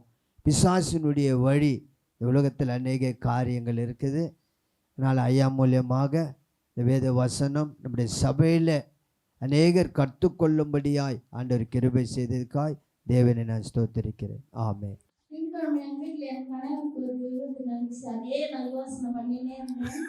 இப்போ பாஸ்டர் சொன்னார், அதுலேருந்து வெளியே வாங்கோ, அப்போதான் மனசு நல்லா இருக்குன்னு சொன்னார். அதே போல் நான் அதுலேருந்து வெளியே வந்துட்டேன். அது எல்லாருமே அதே நினச்சி அழுதுனே இருந்தேன். அதே எனக்கு எண்ணமாகவே இருந்துச்சு. திங்கக்கிழமையிலேருந்து இதுவரையும் எனக்கு எண்ணமாக இருந்துச்சு. இப்போ பாஸ்டர் சொன்ன ஒவ்வொரு வார்த்தையும் என் சிந்தனையில் வச்சுட்டேன். அதை மறந்துட்டேன். ஆண்டவருக்கு கோடி நன்றி செலுத்துகிறேன். கர்த்தருக்கு ஸ்தோத்திரம். பாடுகள் என்பது கண்டிப்பாக நம்ம சகிச்சே ஆகணும். சகிச்சாதான் நம்ம அந்த ஊழியத்தை செய்ய முடியும். ஏன்னா நம்ம படிச்சிருக்கோம் வேதத்தில், ஏசப்பாலாம் எப்படிலாம் அடிச்சிருக்காங்க, காரி துப்பியிருக்காங்க. அதை போல் நம்ம சகிச்சு ஆண்டவருடைய வார்த்தையை சொல்லணும். சொன்னால் தான் நம்ம இந்த வழியில் போக முடியும். ஒரு கிராமத்துக்கு போன மாரி ஊழியத்துக்கு தான் விராஜிக்கணும். ஒரு 5 இயர்ஸுக்கு முன்னே தம்பி பேசாதப்பாங்க, கண்டிப்பாக ஒன்று அடிச்சிருவான் போயிடு அப்படின்ட்டாங்க. நான் சரிங்க ஐயான்னு சொல்லிட்டு கம்முனே வந்துட்டேன். அதுபோல் பல பிரச்சனைகள்லாம் சாத்தான் கொண்டு வருவான். அதெல்லாம் நம்ம மேற்கொள்ளணும். அதேமாதிரி ஒரு கம்பெனிக்கு போகிறோம், கம்பெனியில் என்னென்ன ஒரு இதெல்லாம் பார்க்குறாங்க, பர்சனாலிட்டிலாம் டைமிங் கீப்பாக பார்க்குறாங்க உன்னுடைய இதெல்லாம். அதே போல் தான் நம்ம ஊழிய பாதை கூட ஒரு கம்பெனிக்கு போனால் ஃபஸ்ட்டு அந்த பங்க்சுவாலிட்டி டைமிங் பார்க்குறாங்க, அப்புறம் அவங்களுடைய ஒழுக்கத்தை பார்க்குறாங்க, நல்ல பர்ஃபார்மன்ஸை பார்க்குறாங்க. அதே போல் தான் ஆண்டவருடைய உழைத்திலையும் நம்ம அவருடைய வார்த்தையில் நிலைத்திருந்து அதே போல் நம்ம கரெக்டாக யாருக்கும் பயப்படாமல், பிசாசுக்கு பயப்படாமல் ஏற்று நின்று ஆண்டவருடைய வார்த்தையில் உத்தமாக ஊழியம் பண்ணால் நம்ம யாருக்கும் பயப்பட வேண்டிய அவசியமே இல்லை. இதை கொடுத்த ஐயாவுக்கு ரொம்ப நன்றி. கர்த்தருடைய நாமம் மகிமைப்படுவதாக. நம்மளுடைய ஜென்ரேஷனில் இந்த மாதிரி ஐயாலாம் கிடைக்கிறது நம்ம ரொம்ப கொடுத்து வச்சுருக்கணும். ஏன்னா இப்படிப்பட்ட வார்த்தைகள் நம்மக்கிட்ட சேருதுன்னா ஆண்டருடைய சித்தம் தான். ஏன்னா அவர் சொன்ன ஒவ்வொரு வார்த்தையும் நாங்கள் வீட்டில் பேசிக்கிற வார்த்தை தான். நாங்கள் இதை பற்றி வரவையில் கூட அடக்கத்தை பற்றி நாங்கள் பேசிட்டு வந்தோம். அப்போ நான் என் இருதயத்தில் நினச்சேன் ஒரு காரியத்தை ஐயா மூலயமா பேசினார். அடக்கம் பண்ண யாரும் ஃபீல் பண்ணாதீங்க, ரகசிய தூதன் வருவார்னு சொல்லி அந்த வார்த்தையை ஐயாவை கொண்டு என்னை தேர்ச்சினார். அதற்காக நன்றி செலுத்துகிறேன். அது மாத்திரம் இல்லாமல் சகிப்பு அந்த விஷயத்தையும் நான் கற்றுக்கொண்டேன். வசனத்தை முன்னாடியே எனக்கு கொடுத்துருவார். அதை யாத்திராகமத்தில் நான் வாசிக்கும் போது, நீ சும்மா இரு, உனக்காக நான் யுத்தம் பண்ணுவேன் அப்படின்னு வார்த்தையை கொடுத்துருவார். நான் யோசிப்பேன், பின்னாடியே ஒரு பிரச்சனை வரும், அப்போ இந்த வசனம் ஞாபகம் வரும். அப்போ அந்த வசனத்தை நினைவுக்கு அதை மேற்கொள்வேன். ஐயாவுக்கு நான் ரொம்ப நன்றி செலுத்துகிறேன். இன்னும் நிறைய காரியங்களை தேற்றும்படியாய், அவருடைய இன்னும் ஆயுசு நாட்களை கொடுக்கும்படியாய் நாங்கள் ஆண்டவரத்தில் வேண்டிக் கொள்கிறோம். ஆமென். கர்த்தருடைய பரிசுத்த நாமத்துக்கு ஸ்தோத்திரம். அங்கிள் சொன்ன மாதிரி பார்த்தீங்கன்னா, நாங்கள் பிறந்ததுலேருந்தே கிறிஸ்டின் தான் சொல்லிகிட்ருக்கோம், அப்படி தான் சொல்லிகிட்ருக்கோம். ஆனால் இன்னும் சர்ச்சுக்கு வெளியில் இருக்க மாதிரி தான் இருக்குது. இப்போ பார்த்தீங்கன்னா, இப்போ பூரண புருஷர் ஆகணும், கடவுளுக்குள்ளே நித்திய ஜீவனுக்குள்ளே வரணும் அப்படின்னா அதுக்கு என்னென்னலாம் பண்ணணும், நம்ம இன்னும் திருச்சபைக்கு வெளியிலே இருக்காமல் திருச்சபையோட பலிப்பீடத்துக்கு, அது தேவனுடைய ஆலயத்துக்கு உள்ளே பிரவேசிக்கிறதுக்கு அந்த வழிகளை என்ன, அதுக்கு நம்ம என்ன பண்ணணும், வேதத்தை நல்லா தியானிக்கணும். இன்னும் நம்ம 10 வருஷமாக 20 வருஷமாக அந்த சாக்கு சொல்லி இல்லாதபடி தேவனுடைய ஆவியானவருக்குள்ளே நம்ம எப்படி பூரண புருஷராகணும், அதுக்கு என்ன நன்மை தீமை அறிவதற்கு பகுத்தறிவாக இருக்கணும், வேதத்தை வாசிக்கணும், திடமான ஆகாரத்தை சாப்பிடணும். அந்த மாதிரி வசனங்கள்லாம் கர்த்தர் அது மூலமாக கிரியேட் செய்தார். நாமத்துக்கு ஸ்தோத்திரம். கர்த்தருடைய நாமத்திற்கு மகிமை உண்டாவதாக. இந்த நாளில் கூட வாய்ப்பு கொடுத்த தேவாதி தேவனுக்கு நன்றி செலுத்துகிறேன். ஐயா மூலியமாக ஒவ்வொரு கிளாஸ்லேயும் ஒரு புதிய புதிய காரியங்களை தெய்வம் கற்றுக் கொடுத்து வருகிறார். அவருடைய நாமத்திற்கு மகிமை செலுத்துகிற இந்த நேரத்தில் அதே போல் இன்றைக்கி தெய்வம் என்னோட பேசின 2 காரியம். முதல் காரியம் ஊழியத்தில் எவ்வளோ பாடுகள் வந்தாலும் சரி, குடும்பத்தில் எவ்வளோ பாடுகள் வந்தாலும் சரி, நம்ம கர்த்தர் நம்மளுக்குன்னு ஒரு வசனத்தை வைத்திருக்கிறார். அந்த வசனம் இருந்தால் அதெல்லாம் சகித்து மேற்கொள்ளலாம் அப்படின்னு சொல்லி இந்த நாளில் ஐயா மூலயமா பேசினார். அதே போல் நான் ஒரு சில காரியத்தை தேவைக்காக நாங்கள் ஜெபம் பண்ணி கொண்டிருக்கும்போது அது நாளைக்கு கிடைக்க போகுது அப்படின்னு நினைக்கும் போது அது கிடைக்கல. அப்போல்லாம் கர்த்தரை நம்பு, கர்த்தர் மேலே நம்பிக்கையாக இரு. இந்த வசனம் அடிக்கடிக்கு வந்ததுனால அந்த அந்த தேவையை இன்றைக்கி இல்லைனாலும் இன்னொரு நாளைக்கு தெய்வம் சந்திப்பார்னு சொல்லி இது வரைக்கும் அவர் மேலே நம்பிக்கை வைத்து காத்துன்னு இருக்கிறோம். இதை தெய்வம் ஐயா மூலியமாக அந்த நாளையில் வெளிப்படுத்தினார். அதற்காக நன்றி செலுத்துகிறேன். இன்னொரு காரியம், 8 மணினா 7 மணிக்கு ப்ரேயர் ஆரம்பித்து 8 மணிக்கு முடித்து 8:10க்குள்ளே சாப்பிட்டு 8:15க்கு தூங்குற ஆள் நான். உண்மையானுமே தெய்வம் அந்த நாளில் பேசினார்.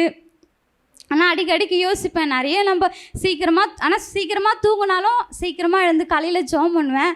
ஆனாலும் ரொம்ப நேரம் கடவுளுக்காக தனிப்பட்ட முறையில் கொடுக்கணும்னு சொல்லி தெய்வம் அந்த நாளில் அவருடைய நேரத்துக்கு என்ன பேசினார், அதற்காக கோடி கோடி நன்றி செலுத்துகிறேன். ஆமென். வந்து ஒரு 10 வருஷத்துக்கு முன்னாடியே வந்து ஒரு பாஸ்டர் வந்து இந்த மாதிரி தான் பைபிள் ஸ்டடி எடுத்தாங்க. இப்போ நீங்கள் சொன்னதெல்லாம் ஃபுல்லாக பைபிளில் எழுதி வச்சுருக்கேன்.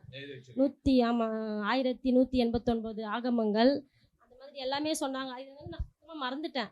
இப்போ மறுபடியும் வந்து நீங்கள் சொன்னதுனால எல்லாமே ஞாபகத்துக்கு வந்துச்சு. அதுக்காக கர்த்தருக்கு ஸ்தோத்திரம். கர்த்தருடைய பரிசுத்த நாமத்திற்கு ஸ்தோத்திரம் உண்டாதாக. இந்த நாளில் நான் இன்றைக்கி தெரிஞ்சு கொண்ட ஒரே ஒரு விஷயம் என்னென்னா, கர்த்தருக்கு இயேசு கிறிஸ்துக்கே பாடுகள் இருக்கிறது. அநேக காரியங்கள் அவர் எப்படிப்பட்டவர் அப்படின்னு சொல்லி நம்ம எல்லாமே பார்த்துருக்கலாம், அறிந்திருக்கலாம். ஆனால் இயேசு கிறிஸ்துவுக்கு பாடுகள் வரும்போது அதை சகித்து அந்த பாடுகளில் ஒரு கீழ்ப்படிதல் இருக்கிறது, எவ்வளோ காரியங்கள் இருக்குதுன்னு சொல்லி நான் தெரிஞ்சுக்கினேன். உண்மையாகவே பாடுகள் எல்லாமே, ஏன்னா அவருக்கு பாடுகள் வந்தாலும் ஜெயம் பெற்றார். அந்த ஜெயத்தை நம்மளும் இப்போ பெறணும் ஒரு தீர்மானம் வைத்திருக்கேன். ஏன்னா பாடுகள் வந்துச்சுன்னு சொல்லிட்டு நம்ம போயிட்டு ஐயோ எனக்கு இப்படியா, நான் ஊழியம் செய்யணும், எனக்கு இப்படி ஒரு தடையா, நான் இப்படி பண்ணால் இப்படி ஒரு தடையான. ஆனால் ஐயா மூலமாக அநேக விஷயங்கள் எனக்கு வெளிப்பட்டது. நான் இன்னும் அநேக பாடுகள் வந்தாலும் அதை சகிச்சுக்கிட்டு கர்த்தருடைய வார்த்தைக்கு கீழ்ப்படைந்து அவர் ஊழியத்தை நான் நல்லபடியாக செய்வேன்னு சொல்லி நான் நம்புகிறேன். 1 வயசுலேருந்து 5 வயசு வரைக்கும் குழந்தை பருவம் சொன்னீங்க. அதுக்கப்புறம் 6 வயசுலேருந்து 12 வயசு வரைக்கும் பிள்ளைகள் சொன்னீங்க. அதுக்கப்புறம் வாலிபன்னு சொன்னீங்க. இப்போ பார்த்தீங்கன்னா என்னுடைய பிள்ளை கூட வாலிப ஸ்டேஜில் தான் இருக்கான். இது வரைக்கும் நான் ஆண்டவர் பற்றி 5 வயசு சொல்லலை, 10 வயசில் சொல்லியிருக்கேன். இப்போ வாலிபத்தில் நான் சொன்னது கிடையாது. இனிமேல் சொல்லணும்னு சொல்லிட்டு நான் வாஞ்சியாக இருக்கிறேன். காரங்கள் தட்டுங்க அவங்களுக்காக. கர்த்தருடைய நாமம் மகிமைப்படுவதாக. கர்த்தர் இந்த நாளிலே கர்த்தரை கொண்டு வந்து அற்புதமான வார்த்தைகளினால் கர்த்தர் பேசினார். அதில் விசேஷித்த வண்ணமாக பாடுகள் உபத்திரவங்கள் மாத்திரம்தான். நான் என்னுடைய கிராமத்தில் போய் அதிகமாக சந்தித்தது பாடுகள் மாத்திரம்தான். ஆனால் யாருமே என்னை எதிர்த்து இது வரைக்கும் வரல. கர்த்தர் வராதபடி கிருபையை நடத்துகிறார். அநேகர் பாடுகள் படும்போது, உபத்திரவங்கள் படும்போது, அவங்களுக்கு மரணத்தின் பிரச்சனைகள் வரும்போதெல்லாம் நான் முன்னாடி ஓடும்படி கர்த்தர் எனக்கு இதுவரையும் கிருபை பாராட்டி இருக்கிறார். எங்கள் வீட்டிலலாம் சொல்வார், எதுக்கு நீ எதுக்கத்தாலும் ஓடுற, நீ இதுக்காகவா வந்தேன். நான் ஒரே ஒரு வார்த்தை மாத்திரம் சொல்லுவேன், ஊழியம் செய்கிறேன்னு சொல்லி வீட்டு உள்ளே இருந்தேன்னா அது ஊழியம் இல்லை. அநேகருக்கு போய் நன்மை செய்யும்படி தான் தேவன் நம்மளை இந்த கிராமத்துக்கு கொண்டு வந்தார்னு சொல்லி அதை தான் இன்றைக்கி ஐயா பேசினார். இன்றைக்கி அவரும் அதை தெரிஞ்சிருந்திருப்பார். ஏன்னா நன்மையை பெற்றுக்கொள்கிறதுக்கு மாத்திரம் நம்ம இல்லை, பாடுகள் படுகிறவர்களுக்கு நன்மை செய்யும்படி தான் தேவன் நம்மளை அழைச்ச அழைப்பு. அதன் மத்தியில் எவ்வளோ பாடுகள் கஷ்டம் கவலை சொல்வார், நீ இதெல்லாம் செய்கிறதோட எதனா ஒரு வேலைக்கு போயிட்டு வந்தனா கூட உனக்கு நடக்குமே அப்படின்னு. நம்ம அப்படிலாம் செஞ்சதுனால தான், அப்படிலாம் பண்ணனதுனால தான் இன்னைக்கு ஒரு குடும்பமே இயேசுவை ஏற்றுக்கொள்ளுகிறேன்னு சொல்லியிருக்காங்க. ஆமென். அந்த குழந்தைக்காக நான் ஓடுனதுனால கஷ்டப்படுந்தான் நானும் எங்கள் நாத்தனாரும் போகிற வண்டியெல்லாம் கையெழுத்து கும்பிட்டோம். அதற்காக அதை அவங்க பார்த்தாங்க. நான் ஒன்றே ஒன்று சொன்னேன், இயேசுவை ஏற்றுக்கொண்டு அன்பு இருந்ததுனால தான் உன் குடும்பத்துக்குள்ளே நான் வந்தேன், அந்த இயேசு எங்களை அழைச்சார் சொல்லி. அதே போல் இன்றைக்கி தேவன் பேசின இந்த வேதாகம பயிற்சி மூலிமா நாங்கள் கற்றுக்கொண்ட தேவனுக்கு கொடா கோடி நன்றிகள். இந்த ஜபத்து மூலிமா வந்து இழப்பு லாஸை பற்றி தெரிஞ்சுக்கினேன். ஐயா வந்து வாழ்க்கையில் வந்து எவ்வளோ பேர் வந்து பொக்கிஷமாக வந்து குழந்தைய பற்றி எண்ணிட்டு இருக்காங்க. 2 குழந்தைய ஒரே நேரத்தில் இருந்துட்டு இவ்வளோ ஸ்ட்ராங்காக வந்து ஊழியத்தை பண்ணதை பற்றி அது ஒரு இன்ஸ்பைராக இருக்குது. அப்புறம் பைபிளை பற்றி, பைபிளை எவ்வளோ நேரத்தில் அசட்டியாக வேற ஒரு இடத்துல தூக்கி போட்டு போயிருக்கோம். ஆனால் இன்றைக்கி பைபிளை பற்றி, பைபிளோட வார்த்தைகளை பற்றி, பைபிளுக்கு எவ்வளோ இம்பார்ட்டன்ஸ் இருக்கிறத பற்றி தெரிஞ்சுக்கிறேன். இனிமேல் வந்து இனி வரும் காலங்களில் வந்து பைபிளுக்கு எவ்வளோ வந்து இம்பார்ட்டன்ஸ் கொடுக்கணும், அதை எப்படி வந்து போற்றி பாதுகாக்கணும்னு இந்த செஷன் மூலிமா வந்து ஆண்டவர் வந்து உணர்த்தி இருக்கிறார். அங்கிள் வந்து தெரியும், நான் சர்ச்சுக்கு வந்ததில் இன்னைக்கு தான் வந்தேன், ப்ரேயர் இருக்குமா வாமான்னு சொன்னாங்க. அப்புறம் ஆண்டி சாட்சி சொன்னாங்க, ரொம்ப கேட்க கேட்க கண்ணீராக வந்துருச்சு. இப்படியும் இருக்காங்க, இந்த மாதிரி நான் இன்னும் கேட்டதில்லை, இதான் ஃபஸ்ட் டைமு. அது ஒன்று. ரெண்டாவது ஜெபத்தை பற்றி அங்கிள் ரொம்ப அழகாக சொன்னீங்க. அதாவது என்னென்னா, நைட்டு 10 மணிக்கு தொடங்கி விடியற்காலை 4 மணிக்கு ஜெபம் முடிக்கணும் அந்த மாதிரி, அப்படிங்கிற ஒரு வாஞ்சை இன்னும் அதிகமாக இருக்குது. அதே போல் ஒரு பொண்ணு வேலைக்கு போனாங்க, வேலைக்கு போகிறப்போ நைட் ஃபுல்லாக ஜெபம் பண்ணிவிட்டு அடுத்த நாள் போனாங்க அப்படின்னு சொன்னீங்க. அதுக்கப்புறம் வந்துட்டு குடும்ப ஜெபத்தை பற்றி ரொம்ப அழகாக, ரொம்ப நாளாக எங்கள் வீட்டில் குடும்ப ஜெபம் நடந்துட்டு தான் இருக்குது. ஆனால் இப்போ தான் ஒரு 1 வீக்காக நடந்துகிட்ருக்கு. பக்கத்தில் பிரச்சனை. அப்புறமா வந்துட்டு ஜெபத்தை பற்றி, அதாவது குடும்ப ஜெபம் பண்ணும்போது என்னென்னா, நீங்கள் ஜெபிக்கிற ஜெபம் வந்து பக்கத்தில் இருக்கிறவங்களை எல்லாம் ஆசீர்வதிக்கும், அந்த அந்த அக்கினி போய் உள்ளே போய் தேவையில்லாதெல்லாம் எடுத்து போட்டுரும் அப்படின்னு சொன்னீங்க. மிகுந்த ஆசீர்வாதமாக இருந்தது. கர்த்தருக்கு கொடான கொடி ஸ்தோத்திரம். இந்த ஜெபத்தில் நான் இப்படி உட்காருவேனா அப்படின்றதே ஒரு பெரிய சாட்சி தான் என்னை பொறுத்த வரைக்கும். ஏன்னா என்னோட ஹெல்த் கண்டிஷன் எப்படி இருக்குன்னு எனக்கு தான் தெரியும். இது எல்லாத்துக்குமே காரணம் எங்களோட ஜபம்ன்றது நான் நம்புறேன். ஒரு ஜபத்தோட பலன் வந்து எப்படி இருக்கும்ன்ட்டு இன்னைக்கு ஐயா பேசும்போதெல்லாம் நாங்கள் பண்ண ஜபம் தான் எங்களுக்கு வந்து ஞாபகத்துக்கு வந்துட்டே இருந்தது. எல்லாரும் ஜபத்தை வந்து கண்டிப்பாக ஒரு நாள் ருசி பார்ப்பீங்க. நாங்கள் பார்த்துருக்குறோம், கண்டிப்பாக நீங்களும் பார்ப்பீங்க. கர்த்தருடைய நாமம் மகிமைப்படுவதாக. ஒரு சீஷன் நடமாடும் வேதாகமாய் இருக்க வேண்டும் என்ற காரியத்தில் 7 காரியத்தை பற்றி சொன்னார் ஐயா. அதில் வந்து சரீரத்தில் ஒரு சீஷன் சரீரத்தில் வேதம் இருக்க வேண்டும் என்ற அந்த பாயிண்டில் சங்கீதம் 149 8ஆம் வசனத்தில், அவர்கள் வாயில் கர்த்தரை உயர்த்தும் துதியும் அவர்கள் கையில் இருபுறமும் கருக்குள்ள பட்டயமும் இருக்கும். இந்த வசனம் வந்து ஐயா மூலமாக என்னோட கர்த்தர் பேசினார். எப்படின்னா, அநேக நேரத்தில் நானும் என் கணவரும் குடும்ப ஜபம் பண்ணும்போதெல்லாம் நான் சொல்வேன், கையை உயர்த்தி ஜபம் பண்ணுங்க. கையை உயர்த்தி ஜபம் பண்ணும்போது நம்ம கரத்தில் வந்து கர்த்தர் வல்லமையை கொடுப்பாரு, அதிகாரத்தை கொடுப்பாரு சொல்லியிருக்கேன். அதே போல் இந்த நாளில் கூட ஐயா மூலமா ஐயாவும் அதே வார்த்தையை சொல்லியிருக்கிறாரு. இருபுறமும் கருக்குள்ள பட்டயத்தை நம்ம கரத்தில் கொடுத்துருக்கிறாரு. இந்த வார்த்தை மூலமாக கர்த்தர் என்னோட பேசினார். இந்த நாளிலே நடமாடும் வேதமாக நாம் மாற வேண்டும் என்று சொல்லி அருமையான ஐயா மூலமாக சத்தியத்தை நம்ம கேட்டிருக்கிறோம். அதில் என்ன ஒரு சாட்சின்னா, ஒரு 13 நாளுக்கு முன்னாடியே இந்த காரியங்களெல்லாம் தியானம் பண்ணி ஏற்கனவே நோட்டில் டைரியில் எழுதி வச்சு அப்படியே தியானம் பண்ணிட்டு இருக்கிறோம், கிளாஸை எடுத்துக்கிட்டு இருக்கிறோம். 13 நாளைக்கு முன்னாடியே எழுதிச்சு. 13ஆம் தேதி 14ஆம் தேதி எழுதி வச்சுது. 14/10 இந்த வருஷத்தில் எழுதி வச்சு அப்படியே ஜெபம் பண்ணின்னு இருக்கிறோம். ஸோ மறுபடியும் இந்த நாளிலே நடமாடும் வேதமாக நம்ம மாறணும்னு ஐயா மூலமா கேட்கும்பொழுது, எந்த காரியமாக இருந்தாலும் 2 அல்லது 3 சாட்சிகளை கொண்டு ஆண்டவர் நிரூபிக்கிறார். அது ரொம்ப சந்தோஷம். ரெண்டாவது, நீங்கள் ஒரு 5 நிமிஷமாவது ஒருத்தவங்களாண்ட பேசும்பொழுது இயேசுவை குறித்து சுவிசேஷத்தை குறித்து பேசிடணும். அப்படி பேசலைன்னா வேறு எந்த காரியங்களை குறித்து என்ன பண்ணக்கூடாது, பேசக்கூடாது. அவங்களோடு கூட தேவையில்லாத அந்த ஐக்கியமும் இருக்கக்கூடாதுன்னு அது ரொம்ப பிரயோஜனமாக எனக்கு இருந்துச்சு. ஏன்னா எங்கே போனாலும் கணவன் மனைவியாக போகும்போதும் சரி, அல்லது சகோதரர்களை யாருன்னா பின்னாடி உட்கார வச்சுன்னு போனாலும் சரி, வேதத்தை பற்றி, வசனங்களை பற்றி, ஊழியங்களை பற்றி தான் பேசின்னு போவோம். ஏன்னா காலையில் கூட நாங்கள் நிறைய, காலையில் மாத்திரம் இல்லை, நாங்கள் எப்போ போனாலும் இந்த வேதத்தில் இப்படி இருக்குது, இப்படி இதெல்லாம் இந்த பைபிள் வசனங்கள் இருக்குது அப்படின்னு சொல்லி நாங்கள் டிஸ்கஸ் பண்ணி போவோம். எதில் குறையாக இருக்குது, எதில் நிறையா இருக்குது அப்படிலாம் சொல்லி. ஸோ இப்படி இங்கே வந்து ஆரம்பிக்கிறதுக்கு முன்னாடி, ஜெபம் ஆரம்பிக்கிறதுக்கு முன்னாடி, கிளாஸ் ஆரம்பிக்கிறதுக்கு முன்னாடியே இந்த உலகம் எப்படி அழிய போகுதுன்னு சொல்லி நானும் அருமையான சகோதரரும் பேசிக்கினே இருக்கும்பொழுது, ஸோ பாதி இயற்கையினால் ஆண்டவர் என்ன பண்ணுறாரு, அழிச்சிட்டு வர, கடைசி அக்கினினால். ஸோ அதே வார்த்தையை ஐயா மூலமாக இந்த இடத்துல அவங்க சொன்னாங்க. இப்படி ஸோ வேதத்தை நிறைய கற்றுக்கொண்டு அதன்படி வாழ என்னுடைய தனிப்பட்ட முறையில் தேவையில்லாத 3வது நபர்களை பற்றி, கணவன் மனைவியாக போகும்போதும் சரி, அல்லது வேறு எங்கன்னா ஊழியம் பண்ணுற இடத்துலையும் சரி, வேறு எங்கே இருந்தாலும், அல்லது சகோதரர்கள் நிறைய பேர் பாருங்கள், முடிச்சிடுறேன். நிறைய பேர் போகும்போது 2 சகோதரர்கள் பைக்கில் போகிறாங்க, 2 சகோதரர்கள் ஃபோனில் பேசுகிறாங்கன்னா எடுத்ததுமே 3rd பர்சனை பற்றி வளவளான்னு பேசி நம்ம நீதிமானாக காட்டிக்கிறோம், அவங்கள பாவியாக ஆக்கிறோம். அந்த மாதிரி எப்போவுமே தயவுசெய்து எப்போவுமே அந்த மாதிரி பைக்கில் போகும்போது வேறு ஆளை பற்றி பேச வேணாம், ஃபோனில் பேசும்போது வேறு ஆளை பற்றி பேச வேணாம், வீட்டில் எங்கன்னா இருக்கும்போது, ஊழியத்தில் இருக்கும்போது வேறு ஆளை பற்றி பேச வேணாம்.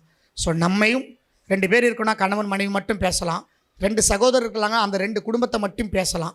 ஸோ இன்றைக்கி ஐயா மூலியமாக அந்த 5 நிமிஷம் பேசும்போது கூட இயேசுவை பற்றி சொல்லி, இல்லைன்னா தேவையெல்லாம் ஃபோனை வச்சுடு, இல்லை அவங்களுடைய சவகாசமே வேணாம் அப்படின்னு, அந்த ஐக்கியமே வேணாம் போது அது எனக்கு ஒரு டச்சபிளாக இருந்துச்சு.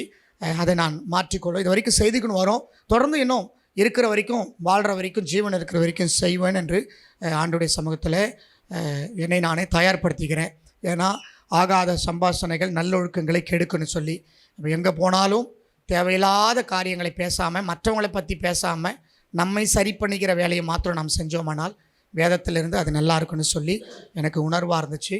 கர்த்தர் என்னோடு பேசினார் ஐயா மூலமாக.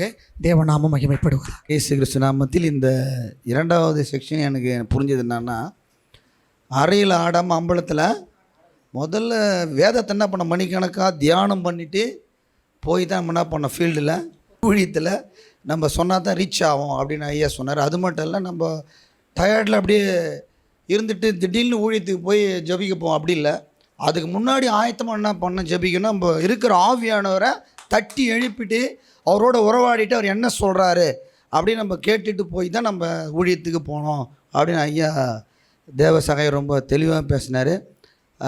சுவிட்சை போட்டால் உடனே லைட் எரியுதில்லை, நல்லா அருமையாக சொன்னார். அது நல்லா புரிஞ்சு நம்ம அதுக்கு முன்னாடி என்ன பண்ணோம், ஆண்டவரோட உறவாடி நல்லா வேதத்தை மணிக்கணக்காக தியானம் செய்யணும். அதை தியானம் செய்ய திடீர்னு போய் நீ ஊழியம் செஞ்சேன்னா அதில் ஃபெயிலர் தான் ஆகும். அப்போ நான் அநேக தடவை நினைக்கிறது உண்டு, ஏன் நம்ம போய் ஜெபிக்கிறோம் ஆனால் சில டைம் மக்கள் வராங்க ஆனால் பின்மாற்றத்துக்கு அப்படி போயிடுறாங்களே. காரணம் நம்ம மணிக்கணக்காக ஆண்டவரோட உறவாடி அவங்களோட வேதத்தை போய் நல்லா தியானித்து நம்ம ஆவியில் நிரம்பி, மாம்சமாக செய்கிறது வேறு, ஆவியில் செய்கிறது வேறு. மாம்சமாக செய்யும்போது ஃபெயிலியர் வரும், ஆவியில் போய் செஞ்சது ஃபெயிலியர் வரவே வராது என்று ஐயா மூலம் இந்த 2வது செக்ஷனில் நல்ல திட்டம் தெளிவாக ஆண்டவர் என்னோடு பேசினார். ஆமேன். அல்லேலூயா. ஆமேன். நாளில் எனக்கு ஐயா மூலிமா அநேக வார்த்தைகள், சீசன் எப்படி இருக்க வேண்டும், நடமாட வேதமாக இருக்க வேண்டும், அவன் தனிப்பட்ட வாழ்க்கையில் வேதம் இருக்க வேண்டும்னு சொல்லி பேசினார். இன்றைக்கு நாங்கள் நிற்கிற உயிரோடு இருக்குன்னா அவரோட வேதம் தான். ஆமாம், தெய்வ வார்த்தை சபையில் இன்றைக்கு நான் ஊழியத்துக்கு ஒப்பு கொடுத்து அவரோட வேதத்தை நான் படிக்க ஆரம்பிச்சனோ, அன்றிலிருந்து இது வரைக்கும் அவரோட வேதத்தை படிக்காமல் என்னால் இருக்க முடியாது. குடும்பத்தில் மனைவி, பிள்ளைகள், தாயார் சாட்சி, இரவில் ஒரு நிமிஷம் கூட நான் வேதத்தை கையில் வீட்டில் இருந்தேன்னா வேதத்தை எடுத்து எதுவாச்சும் ஒன்று தியானம் பண்ணிக்கின்னு படிச்சுக்கினே இருப்பேன். எப்படின்னா டயர்டாக படுத்துட்டுனா அந்த நைட்டு எனக்கு தூக்கமே வராது. அந்த நாள் முழுவதும் ஒரே போராட்டமாக இருக்கும். ஒரே ஒரு நாளைக்கு வேதத்தை படிக்கலாம் எனக்கு நிம்மதி இருக்காது, ஒரு இருதயத்தில் ஒரு சந்தோஷமாக இருக்குது, ஏதோ பறி கொடுத்தா மாதிரி இருக்கும். வேதம் தான் என்னை நடத்தி கொண்டு இருக்கிறது. ஒரு 2 வசனத்தை மாத்திரம் என் ஆண்டவர் ஐயா சொன்ன வார்த்தை என்னை தொட்டது. சங்கீதம் 119:75, நான் பிழைத்திருக்கும்படி உமது இரக்கங்கள் எனக்கு கிடைப்பதாக, உம்முடைய வேதமே என் மன மகிழ்ச்சி. அந்த வேதம் தான் என்னை ஒவ்வொரு நாளும் இந்த மகிழ்ச்சிக்குள்ளே நடத்தி கொண்டு இருக்கிறது. அந்த வேதத்தை படிக்கலாம் உண்மையாக நான் துக்கத்தோடு ஏதோ ஒரு பறி கொடுத்தா மாதிரியே இருப்பேன். நைட்டு கூட வேலை ஸ்தலத்தில் வந்து டயர்டாக படுத்துட்டேன், காலையில் தான் ஜெபம் பண்ணேன். அந்த நைட்டில் எனக்கு ஒரு 2 மணிக்கு 1 மணிக்கெல்லாம் எழுந்துக்கிறேன், ஆனால் எனக்கு முடியல, சரீரம் பலவீனம். ஆனாலும் எனக்கு ஒரு போராட்டமாக இருந்தது. காலையில் எழுந்து 6 மணிக்கு எழுந்து அந்த வேதத்தை இப்போ கொஞ்ச நேரம் ஆண்டவர் துதித்து அந்த வேதத்தை படித்த உடனே தான் ஒரு மனசுக்கு ஒரு சந்தோஷம், மகிழ்ச்சி வந்தது. ஆமேன். இந்த வேதமே என்னை இது வரைக்கும் நடத்தி கொண்டு இருக்குது. இந்த வேதத்தால் தான் நான் பேத்து கொண்டு இருக்கிறேன். கர்த்தருடைய நாமம் இந்த மாலை வேளையில் மகிமைப்படுவதாக. எனக்கு ஃபஸ்ட்டு செஷனில் புரிஞ்ச ஒரு விஷயம், ஐயா கொடுத்த அந்த வார்த்தைகளில் யோவான் 5:39 வேத வாக்கியங்களை ஆராய்ந்து பாருங்கள், அவைகளினால் உங்களுக்கு நித்திய ஜீவன் உண்டு என்பதென்று. அந்த வார்த்தை எனக்கு ரொம்ப இப்போ தான் இல்லை, அந்த வார்த்தை எனக்கு அதுதான் என்னை ஆவிக்குரிய வாழ்க்கையில் ஏன்னா நிறைய விஷயங்களை நான் அப்போலாம் படிக்க மாட்டேன். ஐயா சொன்னபோது இதுக்கு முன்னாடி இதை பற்றி ஐயா பேசியிருக்கிறாரு. எனக்கு எப்போல்லாம் டைம் கிடைக்குதோ அது எனக்கு டைமெல்லாம் தெரியாது, நைட்டு 1ன்னு தெரியாது, 12ன்னு தெரியாது. ஏன்னா நிறைய தூங்க மாட்டேன் நான், எப்போ மூச்சுன்னு தான் இருப்பேன். அது நிறைய பேருக்கு தெரியாது. ஏன் நான் பார்க்காத டாக்டரே கிட்ட அவ்வளோ பேரை பார்த்துருக்கேன். அது ஒரு தூக்கமின்மைன்ற ஒரு வியாதின்னு சொன்னாங்க. இந்த தூக்கமின்மை வியாதி உள்ளவங்க பார்த்திங்கன்னா நிறைய பேர் இறந்துருவாங்க. ஏன்னா உடல் ஆரோக்கியம் இருக்காது, நிறைய பிரச்சனைகள், வியாதிகள் அவங்க மறிச்சிருவாங்க. ஆனால் நான் சின்ன வயசுலேருந்தே எனக்கு அந்த பிரச்சனை இருக்குது. அப்போது அந்த வேத வாக்கியங்களை ஆராய்ந்து பாருங்கன்னு அந்த வசனம் எனக்கு என்ன பண்ணுன்னா, எனக்கு எப்போல்லாம் டைம் கிடைக்குதோ அப்போல்லாம் இந்த வசனம் என்ன சொல்லுது, இந்த வசனம் என்ன சொல்லுதுன்ட்டு நிறைய இடத்துங்களில் வசனங்கள்லாம், நல்ல வசனங்கள்லாம் கொடுக்கும்போது அதை குறித்து வச்சுட்டு நேரம் கிடைக்கும்போது நைட் டைமெல்லாம் நான் அதை படிப்பேன். மத்தியில் இருக்கிற ஒரே ஒரு வரி கூட எனக்கு படிக்க தெரியாது ஐயா. நான் 5ஆம் கிளாஸ் தான் படிச்சிருக்கேன், உங்களுக்கு தெரியும். ஆனால் நான் 3 முறை பைபிள் முடிச்சிருக்கிறேன். இப்போது 3 முறை பைபிளை முடிச்சிருக்கிறேன். கர்த்தருடைய வேதத்தில் பிரியமாக இருந்து அவருடைய இரவும் பகலும் தியானமாக இருக்கிற மனுஷனை தான் பாக்கியவான்னு வசனம் சொல்லுது. எனக்கு அந்த ஒரு வசனம் எனக்கு இருதயத்தை ரொம்ப டச் பண்ண. எங்கேயாவது உட்காரும்போது கூட டப்புன்னு அந்த நேரத்துக்கு பைபிள் இருக்காது, அப்போ செல்ஃபோனில் எடுத்து ஆராய்வேன். எனக்கு என்ன வேத வசனங்கள் தான் நமக்கு மன மகிழ்ச்சின்னு வசனம் சொல்லுது. இந்த சாட்சியை கர்த்தர் ஆசீர்வதிப்பாராக. கர்த்தருடைய பரிசுத்த நாம மகிமைப்படுவதாக. தெய்வம் இந்த அடியனோட பேசின காரியம் என்னென்னா, ஒரு ஊழியக்காரன் குடும்பத்தில் வேதம் இருக்குன்னு அடிக்கடி ஐயா சொல்லி இந்த காரியம் அது எனக்குள்ளே தொடப்பட்டுச்சு. ஏன்னா வேதம் நம்ம கற்றுக்குன்னு அந்த பிள்ளைங்களை சொல்லிக்க தான் சந்ததி அது பாதுகாக்கும். அதனால் குடும்ப ஜபத்தில் நம்ம மட்டும் வேதம் படிக்காத பிள்ளைங்களுக்கும் ஒரு வசனத்தை சொல்லி கொடுக்குறோம் பாருங்கள். அது தெய்வம். அது 2வது காரியம் பாருங்கள். வேலை ஸ்தலத்தில் ஒரு ஊழியக்காரன் எப்படி இருக்குன்னா, நம்ம சுவிசேஷத்தை சொல்லணும் போகிற இடத்துலலாம். ஆனால் நம்ம நிறைய பேரை பார்க்குறோம், விசாரிக்கிறோம், கேட்குறோம், ஆனால் சுவிசேஷத்தை சொல்ல மாட்டோம். ஆனால் நான் இதை சொல்லி கொண்டு இருக்க இதை கடைப்பிடித்திருக்கிறேன், நீங்களும் அதை கடைப்பிடிங்க. அது மாத்திரம் இல்லை, நாங்கள் சுவிசேஷம் சொல்லப்போ முதல்ல நிறைய இடத்துல நாங்கள் அசிங்கப்பட்டு இருக்கிறோம். கோட்டைமேடுன்ற ஒரு கிராமத்தில் சுவிசேஷம் சொல்ல போனோம். அவங்ககிட்ட போய் ஏசு நல்லவர்னு சொன்னாங்க. அவங்க சொன்னால் முருகர் நல்லவர்னு ஏற்றுக்கிறியா அப்படின்னு கேட்டாங்க. எங்கள் மனைவி கிட்ட ஒரே வாக்குவாதம். அதுக்கு நான் போயிட்டு, அம்மா உங்களுக்கு சொன்னால் ஏற்றுக்குங்க, ஆண்டவரை பற்றி நாங்கள் சொல்ல வந்துக்கிறோம், உங்கள் தேவைன்னா கேட்டுங்க, இல்லைனா விட்டுருங்க அப்படின்னு சொல்லிட்டு அங்கே போய் சமாதானப்படுத்தி திரும்பி வந்தோம். 2வது ஆழப்பாக்கம் ஒரு இடத்துக்கு சுவிசேஷம் சொல்ல போனோம். ட்ராக்ஸ் எடுத்து போய், ஐயா சோத்துறேன் ஐயா, ஏசு உங்களை நேசிக்கிறேன், ட்ராக்ஸ் கொடுத்தேன், போ வெளியே போங்க நிற்காத அப்படின்னா. உடனே நாங்கள் சரிங்க ஐயா போயிடலாம் வாங்க அப்படின்னு சொல்லிட்டு சவுந்தரையா நாங்கள் எல்லாம் பண்ணிட்டோம் பாருங்கள். ஏன்னா சுவிசேஷம் நம்மளும் இந்த கடமை, அதை நம்ம சொல்லிக்கினே இருக்கணும். கர்த்தர் நாம மகிமைப்படணும். இதுதான் ஆண்டவர் என்னோட கூட பேசினா, கர்த்தர் நாம மகிமைப்படுவதாக. அப்படியே பரிசுத்த நாமத்துக்கு ஸ்தோத்திரம். நான் முன்னாடி எடுத்த ஃபஸ்ட்டு செக்ஷன்லேயே சாட்சி சொல்லலான்னு இருந்தேன். சரி எல்லாரும் சொன்னீங்க, அதனால் அதை கேட்டு இருந்துட்டேன். நம்ம பாவ காரியங்களை அடக்கம் பண்ணணும்னு ஐயா ஒரு வார்த்தை சொன்னாங்க. அது ரொம்ப நம்ம என்ன சொல்லியிருக்கோம், நிறைய ஊழியர் நம்ம பேசி கேட்டிருப்போம். பாவத்தை மறந்துடுங்க, பாவத்தை விட்டுடுங்க, பாவத்தை மறந்து வந்தால் தான் ஆண்டவர்கிட்ட சொல்ல முடியும். அப்படி சொல்லும் போதும் அடக்கம் பண்ணுறதுன்னு ஆழமான வார்த்தை அது. அந்த வார்த்தை அடக்கம் பண்ணிட்டால் மறுபடியும் நம்ம உயிர்த்தெழுதல் கிடையாது. அப்போ முதலாவது நம்முடைய பாவ காரியங்களில் அடக்கம் பண்ணணும் அப்படின்னு சொன்ன அந்த வார்த்தை நமக்கு ரொம்ப அதிகமாக பாதிச்சுது. ஏன்னா நம்ம ஊழியங்களில் நிறைய பார்த்துருக்கோம், பாவ காரியங்களை மறந்துடுங்க, பாவத்தை மன்னிச்சிடுங்க, பாவம் அதுதான் சொல்லணும்னா அடக்கம் பண்ணுறது தான் நிரந்தரமான தீர்வு பாவத்தை. அது ரொம்ப ஆழமாக பேசுனது. அந்த வார்த்தைக்காக ஐயா மூலயமா ஆண்டவர் பேசுனதுக்காக கர்த்தர் என்னுடைய நாமத்துக்கு ஸ்தோத்திரம். ஆண்டவருடைய பரிசுத்த நாமம் மகிமைப்படுவதாக. இந்த 2வது செஷனில் ரொம்ப முக்கியமானது எழுப்புதலை குறித்து ஐயா அவங்க பேசுனாங்க. எழுப்புதல் ஏற்கனவே எழுப்புதல் வந்தாயிடுச்சு, அதில் எழுப்புதல் வரப்போகிறது, எழுப்புதல் நடந்து கொண்டிருக்கிறது. ஸோ நமக்குள்ளே இருக்கிற பரிசுத்த ஆவியானவரை நாம் எந்த அளவுக்கு எழுப்பி கிரியை செய்ய வைக்கிறோமோ, வேலை செய்ய வைக்கிறோமோ, அவ்வளோ எழுப்புதல் வரும், ஊழியம் வளரும். அல்லேலூயா. ஸோ இந்த எழுப்புதலுக்குரிய காரியங்களை பரிசுத்த ஆவியானவர் அவரை வேலை செய்ய விடணும் அப்படின்னு சொல்லி ஐயா மூலமாக நாம் இன்றைக்கு கேட்டிருக்கிறோம். ஏன்னா நாம் வேலை செய்யும்பொழுது நம்முடைய வேலை ஊழியம் ஃபெயிலியர் ஆகிடும். பரிசுத்த ஆவியானவர், இது இயேசுவினுடைய ஊழியம், பரிசுத்த ஆவியானவர் உதவி செய்கிறார், கிரியை செய்கிறார். அப்போ பரிசுத்த ஆவியானவரை நாம் கிரியை செய்ய விடும்பொழுது, வேலை செய்ய விடும்பொழுது நிச்சயமாகவே அதற்குண்டான பதில், ஆசீர்வாதம், ஆத்துமா நமக்கு வரும். ஆமேன். ஸோ நிறைய பேர், நிறைய ஊழியர்கள் ஸோ ஏன் அந்த எழுப்புதல் வரல அவங்களுக்குள்ளன்னா, ஆவியானவரை அப்படியே தூங்க வச்சுன்னு இருக்கிறாங்க. கரெக்டுங்களா? ஆவியானவரை என்ன பண்ணி வச்சுருக்கிறாங்க? நிறைய சீஷர்களும் ஊழியர்களும் தலைவர்களும் ஆவியானவரை உள்ளுக்குள்ளவே தூங்க வச்சுங்கிறாங்க. அவரை எழுப்பி தட்டி கிரியை செய்ய விடலை, அவரை வேலை செய்ய விடாதனாலே எழுப்புதல் வரலன்னு சொல்லி ஐயா மூலமாக பேசுகிறாங்க. நாமும் ஆவியானவரை சும்மா விட கூடாது, அவர் வேலை செய்ய விடணும், கிரியை செய்ய விடணும். அந்த அளவிற்கு தட்டுற வேலையை, ஜெபிக்கிற வேலையை, ஜாமக்காரன் வேலையை, யுத்த வீரன் வேலையை, தேடுற வேலையை, ஆராய்ச்சி பண்ணுற வேலையை, தியானிக்கிற வேலையை செய்யணும்னு சொல்லி சொன்னாங்க. ஸோ அந்த வேலையை நாம் செய்யும்போது நம்ம மூலியமாக எழுப்புதல் வரும், பரிசுத்த ஆவியானவர் கிரியை செய்வார். ஸோ ரொம்ப பிரயோஜனமாக இருந்தது எனக்கு. கர்த்தர் ஆசீர்வதிப்பாராக. ஆமென். கரங்களை தட்டி ஆண்டவர் நன்றி சொல்லலாமே. கர்த்தருடைய பரிசுத்த நாமத்திற்கு ஸ்தோத்திரம்ன்றதாக. கிறிஸ்துவின் பிறப்பை குறித்து ஐயா பேசினாங்க. அதில் அவருடைய பிறப்புகளை யாரெல்லாம் பார்த்தாங்களோ, மெய்ப்பர்கள், சாஸ்திரிகள், பரலோகத்தில் இருந்த தூதர்கள், இதெல்லாம் குறித்து அவர் பேசின வார்த்தைகளை நான் அறிஞ்சிருக்கிறேன். ஏன்னா இது இன்னுமே வேதத்தை அவர் சொல்லும் போதெல்லாம் நான் இப்போ தான் யோசிக்கிறேன், ஆராயணும், படிக்கணும், தியானிக்கணும், அவருக்கு கொடுக்க வேண்டிய முக்கியத்துவம், அவருக்கு வேத வாத்தியத்துக்களை நான் முக்கியத்துவம் கொடுக்கணும். ஏன்னா வேதத்தை ஆராய்ந்து அது நம்ம பார்க்கும்போது தான் அநேக காரியங்கள் நம்மளுக்கு வெளிப்பட்டு கொண்டு இருக்கிறது. இன்றைக்கி ஐயா சொல்கிற ஒவ்வொரு வார்த்தையும் நான் யோசிக்கிறேன். ஏன்னா உபாகமத்தில் இப்போது சங்கீதம் வந்து அவர் சொன்ன அதாவது வந்து அவருடைய சமூகத்தில் யார் நிலைத்திருப்பான்னு நேற்று நான் இந்த வார்த்தையை வந்து நான் தியானிக்கிறேன். ஆனால் சங்கீதத்தில் 15:1 சொல்லப்போது, மனதார சத்தியத்தை பேசுகிறேன், உத்தமனாக நடக்கிறவன். இந்த வார்த்தை என் கர்த்தர் எனக்கு தியானிக்கும் போது எனக்கு கொடுத்தாரு, நான் ஜெபிக்கும் போது எனக்கு இந்த வார்த்தை கொடுத்தாரு. அப்போ இதை வந்து இதை எப்படி அந்த வார்த்தை எனக்கு எப்படி ஆண்டவருன்னு. ஆனால் இதை நான் ஒவ்வொரு நாளும் ஒரு மனப்பாடமாக அப்படியே வச்சு நான் ஜெபம் பண்ணிகிட்டே இருந்தேன். இன்றைக்கி ஐயா மூலமாக அந்த வார்த்தை எனக்கு வெளிப்பட்டிருக்குது. உண்மையாகவே நான் சோர்ந்திடாத படிக்கு ஒவ்வொரு நாளும் அந்த ஜெபம் தான் எனக்கு ஜெயம் எடுக்கும் அப்படின்ற ஒரு விஷயத்தை எனக்கு தெரியப்படுத்திட்டு இருக்கிறாரு.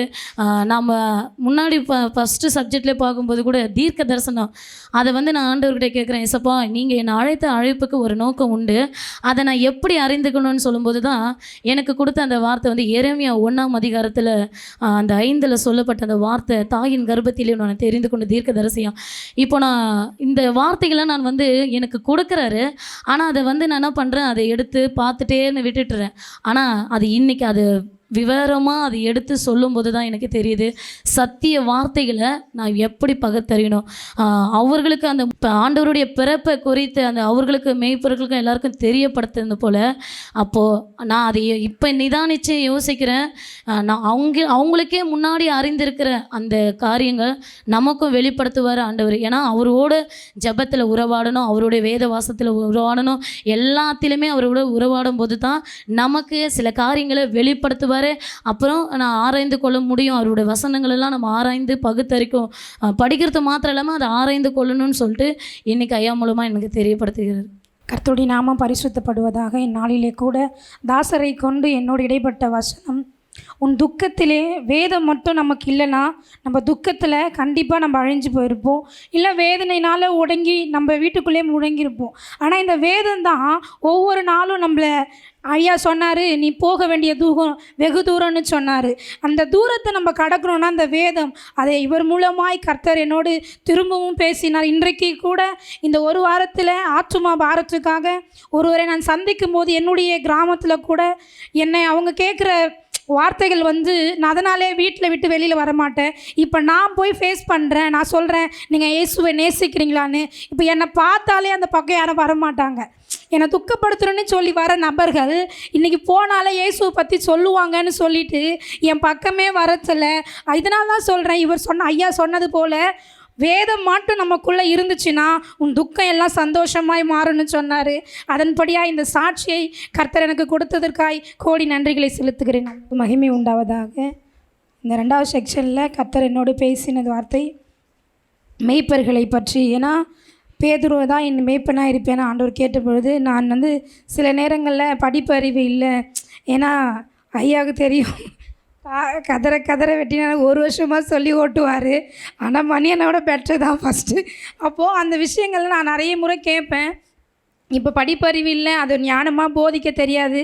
ஆனால் ஐயா மூலிமா ஆண்டவர் சொன்னார், மெய்ப்பர்கள் வந்து படிப்பறிவில் அப்போது இருதயத்தில் எனக்கு குற்றப்பட்டது, படிப்பு முக்கியம் இல்லை, அவரோடு இருக்கிற உறவு தான் முக்கியம்னு சொல்லி இந்த வார்த்தைக்காக நன்றி சொல்லு. இந்த நல்ல நடமாட வேதத்தில் நான் தெய்வம் பேசின வார்த்தை என்னன்னா, ஆசாரியனுடைய வாயில் வந்து வேதத்தை தேடுவாங்க அப்படின்னு சொல்லி இருந்துச்சு. அப்போது வேதத்தை தேடணும்னு சொன்னால் முதல்ல நம்மளோட ஆத்துமாவில் வேதம் இருந்தால் தான் அது வந்து வாயில் வெளிப்படும் போது அதை எல்லாரும் தெரிஞ்சுக்க முடியும். அப்போது நம்மளோட ஆத்துமா என்னாலும் வெறுமையாக இருக்கக்கூடாது, எப்பவுமே அதை நிரப்பிக்கொண்டே இருக்கணும் அப்படின்னு சொல்லி தெய்வம் அந்த நாளில் பேசினார். உடைய நாமத்திற்கு மகிமை உண்டாவதாக. கர்த்தருடைய நாமம் மகிமைப்படுவதாக. ஒரு 3 நாளுக்கு முன்னாடி உண்மையாக ஒரு 3:30 மணிக்கு தான் எழுந்து ஒரு 119வது சங்கீதத்தை நான் படித்தேன். ஏன்னா அதற்கு முன்னாடி நாங்கள் மதுராந்தகம் ஒரு ப்ரேயருக்கு போனோம். அப்போ ப்ரேயருக்கு போகும்போது வேத மாதத்தில் பாஸ்து ஜெபம் பண்ணார். 119 கடைசி வசனம் 176 வசனம், காணாமல் ஆட்டை போன வைத்தப்பி போனேன்னு சொல்லி அந்த வசனம் எனக்கு ரொம்ப டச்சபிளாக இருந்தது. உண்மையாகவே அந்த 119வது சங்கீதத்தை நான் பாடலாகவே எழுதியிருக்கிறேன். ஃபுல்லாகவே வசனம் தான். இன்றைக்கி 119வது சங்கீதத்தில் தான் நிறைய வசனங்கள் தெய்வம் பேசியிருக்கிறார். ஹல்லேலூயா. ஹல்லேலூயா அந்த 119 வசனம் அந்த உண்மையாக பாட்டெல்லாம் நான் எழுதியிருக்கிறேன். ரொம்ப பிரயாசப்பட்டு ஒரு 3 மாதமாக அதை நான் ட்ரை பண்ணியிருந்தேன். ஒரு 3 நாளைக்கு முன்னாடி தான் இந்த பாடலை உண்மையாகவே நான் ஆண்டவர் எழுத எனக்கு கிருபை செய்திருக்கிறார். இந்த 119 சங்கீதத்திலிருந்து நிறைய வசனங்களை வைத்து தான் நான் எழுதியிருக்கிறேன். கர்த்தர் இன்றைக்கு என்னோடு கூட பேசியிருக்கிறார். உண்மையாகவே அவருடைய நாமம் மகிமைப்படுவதாக. கர்த்தருடைய பரிசுத்த நாமம் மகிமைப்படுவதாக. உங்கள் மத்தியில் சாட்சியாய் தெய்வம் நிறுத்தினதற்கு நான் நன்றி செலுத்துகிறேன். நான் இன்னைக்கு ரொம்ப உணர்றது என்னென்னா, ஆவியானவர் ஒருவர் தான். கடந்த வாரம் முழுவதும் நாங்கள் தியானித்த விஷயம் மல்கியா 2ஆம் அதிகாரம் 6-7 வசனத்தை உட்காந்து என்னுடைய வாயில் பாஸ்டர் என்னை கேள்வி கேட்டுகிட்டே இருந்தார். இந்த வசனத்துக்கு ரெஃபரன்ஸை சொல்லி இந்த வசனம் என்னன்னு சொல்லு, இந்த வசனம் என்னன்னு சொல்லு. கடந்த வாரம்லாம் என்னை கேள்வி கேட்டுகிட்டே இருந்தார். நான் அதுலேருந்து ஒரு மனசு எனக்கு நிறைய தெரியல, ஆண்டவரே எனக்கு நிறைய காரியங்கள் தெரியாமல் இருக்கேன், நிறைய வசனங்கள் தெரியாமல் இருக்குன்னு சொல்லிட்டு முழங்கால் படிட்டு நான் அழுது கிட்டத்தட்ட ஒரு 1/2 hour கிட்ட 40 நிமிஷம் கிட்ட முழங்காலே நின்று அழுது, ஆண்டவரே நான் வசனத்தை இன்னும் கற்றுக்கணும், என்னுடைய வாயில் அதிகமாக வசனம் வரணும், என்னுடைய சரீரத்தில் என்னுடைய ஆத்மாவில் வசனத்தை நிறைய கொடுங்கப்பான்னு சொல்லி கண்ணீர் விட்டு அழுது கடந்த வாரம் முழுவதும் நான் இந்த காரியத்துக்காக தான் ஜெபித்தேன். உண்மையாகவே பரிசுத்த ஆவியானவர் இந்த நாளில் என்னோடு பேசியிருக்கிறாரு. நடமாடும் வேத புத்தகமாய் நடமாடும் வசனமாய் இருக்கணும்னு சொல்லி ஆவியானவர் உணர்த்திருக்கிறார். ஐயா மூலமாக பேசியிருக்கிறார். தேவனுடைய நாமம் மகிமைப்படுவதாக. அதே போல் ஊழியத்தில் தொடர்ந்து ஓடிக்கிட்டே இருக்கிறோமே, அப்பா எப்போ நிரந்தரமாக உட்கார போகிறோன்னு தெரியலையேன்னு சொல்லி நிறைய நேரம் ஏக்கங்கள் அழுதது உண்டு. நேற்றைய தினத்தில் கூட ஊழியக்காரர் சொல்லிட்டு வந்தாங்க, புழுதிவாக்கம் சபை வேலைக்கு போயிட்டு இருக்கும்போது, இன்றைக்கி ஓடுறேன் டாசி, நாளைக்கு நம்ம உட்காருவோம் அப்படின்னு சொல்லிட்டு ஆவியானவர் ஊழியக்காரர் மூலமாக இன்றைக்கி ஓடுறீங்க, நாளைக்கு நீங்கள் உட்காருவீங்க அப்படின்னு நல்ல வார்த்தையை கொடுத்து தேவனுக்கு நன்றி. கர்த்தர் நாமத்துக்கு ஸ்தோத்திரம். ஐயா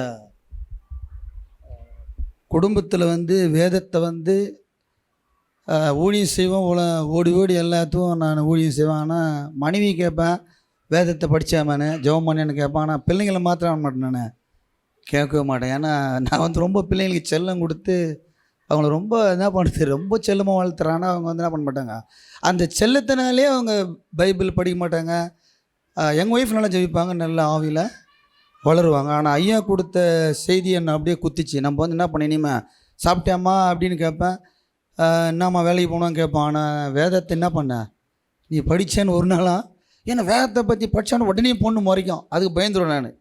அப்புறம் சாப்பிடாது, இதுக்கு பயந்துக்கின்னு என்ன பண்ண நான் கேட்க மாட்டேன். ஆனால் என் ஒய்ஃபை திட்டுவேன், என்னம்மா நான் நீ ரொம்ப நேரம் ஜோம் பண்ண மாட்டேன், நான் ரொம்ப நாள் ஜோம் பண்ணுவேன் அப்படி எங்கள் ஒய்ஃப் சொல்லுவாங்க. என்னை விட ரொம்ப நேரம் என்ன பண்ணுவேன் எங்கள் ஒய்ஃபை ஜோம் பண்ணாங்க. என் கூட மாத்திரம் என்ன பண்ண மாட்டேன், ஊழியத்துக்கு வர மாட்டாங்க. ஆனால் இப்போ போன வாரம் கூட குடும்ப ஜெபத்தில் உட்காரவே இல்லை. ஏன்னா 6 நாளும் வேலைன்னு ஓடுறோம். ஐயா சொல்ல முடியல சிரிப்பு வந்தது, 6 நாளும் ஓடுறீங்க அப்படின்லாம். ஏன்னா 6 நாளும் வேலை. ஏன்னா எங்கள் வேலையில் பார்த்தீங்கன்னா ஒருத்தவன நல்லவனாக இருக்க முடியாது. லஞ்சம் வாங்குறவன், அப்படியே ஒரு காரியத்தை துணிகரமாக செய்கிறவன், இப்படி கூட தான் நாங்கள் என்ன பண்ணுறோம், பழகின்னு வரோம்.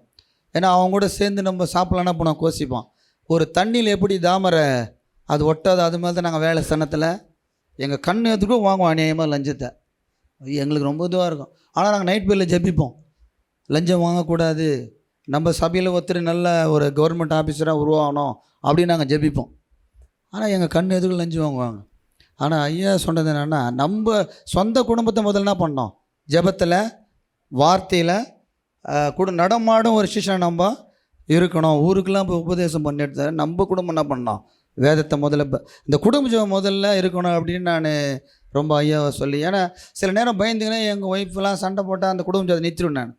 ஆனால் இப்போ தான் தெரிஞ்சு சண்டை போட்டால் என்ன பண்ணோம், ஜெபத்தை விடவே கூடாது அப்படின்னு இந்த இடத்துல எனக்கு ஐயாவை கொண்டு ஆவியானவர் பலமாக பேசினார். அல்லேலூயா. ஏன்னா நான் நிறைய பக்கத்தில் போய் எல்லா சிஸ்டர்ஸும் உருவாகியிருக்கிறேன். இந்த மதுராந்தத்தில் போனால் 6 சகோதரிங்க, அவங்க நான் கொடுத்த செய்தியை பார்த்து அவங்க என்ன பண்ணாங்க, போய் இப்போ டெய்லி வீடு சந்தியெலாம் மாறிட்டாங்க. ஏன்னா நம்ம கொடுத்த செய்தி அப்படி. அல்லேலூயா. அப்புறம் ஐயா குடும்பத்தில் போராட்டம் வரும்போது ஐயா சொன்னார், என்ன பண்ணாத, எதுவும் பேசாத, அமைதியாக இருந்தே பல காரியங்களில் நம்ம சாதிக்க வேண்டியது. நம்ம பேச பேச என்ன பண்ணுறோம், யாருமே செய்ய மாட்டாங்க. போராட்டம் வரும்போது உபத்திரத்தில் பொறுமையாக இருக்குன்னு ஐயா ஒரு நாள் சொன்னார், செந்தில் மேத்து. அப்படின்னா நான் அமைதியாக போய் ஒரு நாள் இருந்துட்டேன். ஆனால் மறுநாள் இந்த வாரம் எங்கள் ஒய்ஃபு எனக்கு முன்னாடி வாங்க சர்ச்சைக்கு கிளம்பலாம், சூரடிமங்கலம் அப்படின்னு சொன்னாங்க. அல்லேலூயா. நம்ம கூட போய் சொல்கிறத என்ன பண்ண மாட்டாங்க, செய்யவே மாட்டுறாங்க. ஆனால் நம்ம சொந்த குடும்பத்தை முதல்ல என்ன பண்ணோம், நடத்தணும். குடும்ப ஜெபம் வீட்டில் கண்டிப்பாக இருக்கணும். மனைவியெலாம் அப்படி எதனா திட்டுறாங்க நம்ம விடவே கூடாதுன்னு ஐயா மூலிமா நான் தெரிந்து கொண்டேன். ஐயாவுக்கு மீண்டும் மீண்டும் நான் நன்றியை செலுத்துகிறேன். கர்த்தருக்கு ஸ்தோத்திரம். இந்த இடத்துல நான் வந்து நிற்கிறேன்னா ஆண்டவருடைய வேதம் தான் என்னை தாங்குது. உன் வேதம் உன் மனமகிழ்ச்சியாக இல்லை இருந்தால் நான் எப்போது துக்கத்திலே அழிந்து போயிருப்பேன் வேதம் சொல்லுது. அதுபோல் அந்த வேதம் வந்து என்னுடைய ஆத்மா இருதயத்தில் இல்லாமல் இருந்தால் இன்றைக்கி எப்போ என்னை பிசாசான கொண்டுட்ருப்பான். இன்றைக்கி நம்ம போகிற இடம்லாம் ஒரு நடமாடம் வேதமாக இருக்கணும். வேலை ஸ்தலங்களில், போகிற கிராமங்களில், தெருக்களில் எல்லாம் போனாலும் ஆண்டுடைய வார்த்தை தான் எடுத்து சொல்லணும். இந்த நேரத்தில் ஆண்டுடைய வார்த்தையை எடுத்து சொன்னதுனால தான் இந்த இடத்துல வந்து இன்றைக்கி ஒரு சாட்சியாக இருக்கிறேன். ஐயா மூலிமா நிறைய வார்த்தைகளை விளக்கங்கள் மூலிமா தெரிஞ்சுக்கினேன். கர்த்தருக்கு ஸ்தோத்திரம். அல்லேலூயா. நமக்கு ஸ்தோத்திரம். அந்த வசனத்தில் இருந்த மைய வார்த்தை ஒவ்வொரு நாளும் ஒரு ஒரு வசனத்தை தியானிக்கும் போது எனக்கு, ஏன்னா இந்த மாதத்தில் எழுதக்கூடிய வேலையே இல்லை, டைமே இல்லை. எங்கள் மாமனார் இறந்ததுனால எனக்கு அதுக்குரியது எனக்கு எடுக்க முடியல. ஆனாலும் ஒவ்வொரு நாளும் நான் தியானித்து மைய வார்த்தை மட்டும் எடுத்து வச்சுருந்தேன். தம்பி கேட்கும்போது கூட நான் எழுதுறப்பா, கிளாஸ்க்கு நான் வரதா டவுட்டுப்பா அப்படி கூட சொல்லிட்டேன்.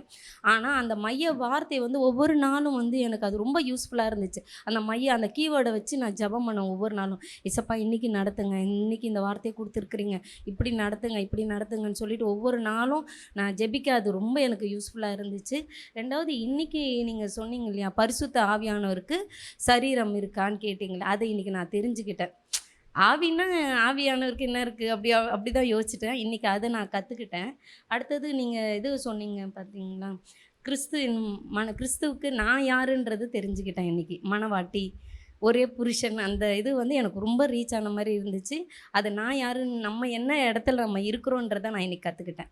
அன்பிற்குரியவர்களே, சத்திய வேத ஆராய்ச்சி வித்யாசாலை தரிசன ஊழியம் 1, வடமாநிலத்தில் 300 திருச்சபைகளை உருவாக்குதல். 2, மாதம் ஒரு முறை எழுப்புதல் உருவாக்கும் எழுப்புதல் கூட்டம். 3, ஊழியர்கள், சபை தலைவர்கள், சுவிசேஷர்களுக்கென கருத்தரங்கு, அதாவது சத்திய வேத ஆராய்ச்சி நேரம். 4, டிவி ஊழியம். 5, பத்திரிகை ஊழியம். 6, CD DVD ஊழியம். 7, பவர் கேம்ப் அக்னி அபிஷேக முகாம். 8, உபதேச ஆராய்ச்சி கருத்தரங்கு ஊழியம். 9, நலிந்த குழந்தைகள் இல்லம். 10, 24 மணி நேர ஜெப மையம். 11, சத்திய தேவ ஆராய்ச்சி கல்லூரி. 12, சிறுவர்கள் உருவாக்கும் ஊழியம். 13, மருத்துவ முகாம். 14, ஜெயில் ஊழியம். 15, கைப்பிரதி ஊழியம். 16, கிராம ஊழியம். 17, மிஷனரியை உருவாக்கும் ஊழியம். 18, நன்றி துதி ஆராதனை கூட்டங்கள். 19, சமூக நலப்பணிகள் ஊழியம். 20, இன்டர்நெட் மூலமாக ஆன்லைன் படிப்புகள். இது விரைவில் வரவிருக்கின்றது. 21, தேவனுடைய வருகைக்கு ஆயத்தப்படுத்துதல். இதனுடைய நோக்கங்கள்: 1 கோடி சீடர்கள் உருவாகுதல், 1 கோடி ஜாமக்காரர்கள் உருவாகுதல், 1 கோடி யுத்த வீரர்கள் உருவாகுதல், 1 கோடி ஊழியர்கள் உருவாகுதல். தரிசனத்தை அவன் கண்டபோது அவர்களுக்கு சுவிசேஷத்தை அறிவிக்கும்படி கர்த்தர் எங்களை அழைத்தார். புறப்பட்டு போக பிரயத்தனம் பண்ணி. அப்போஸ்தலர் நடபடிகள் 16:10.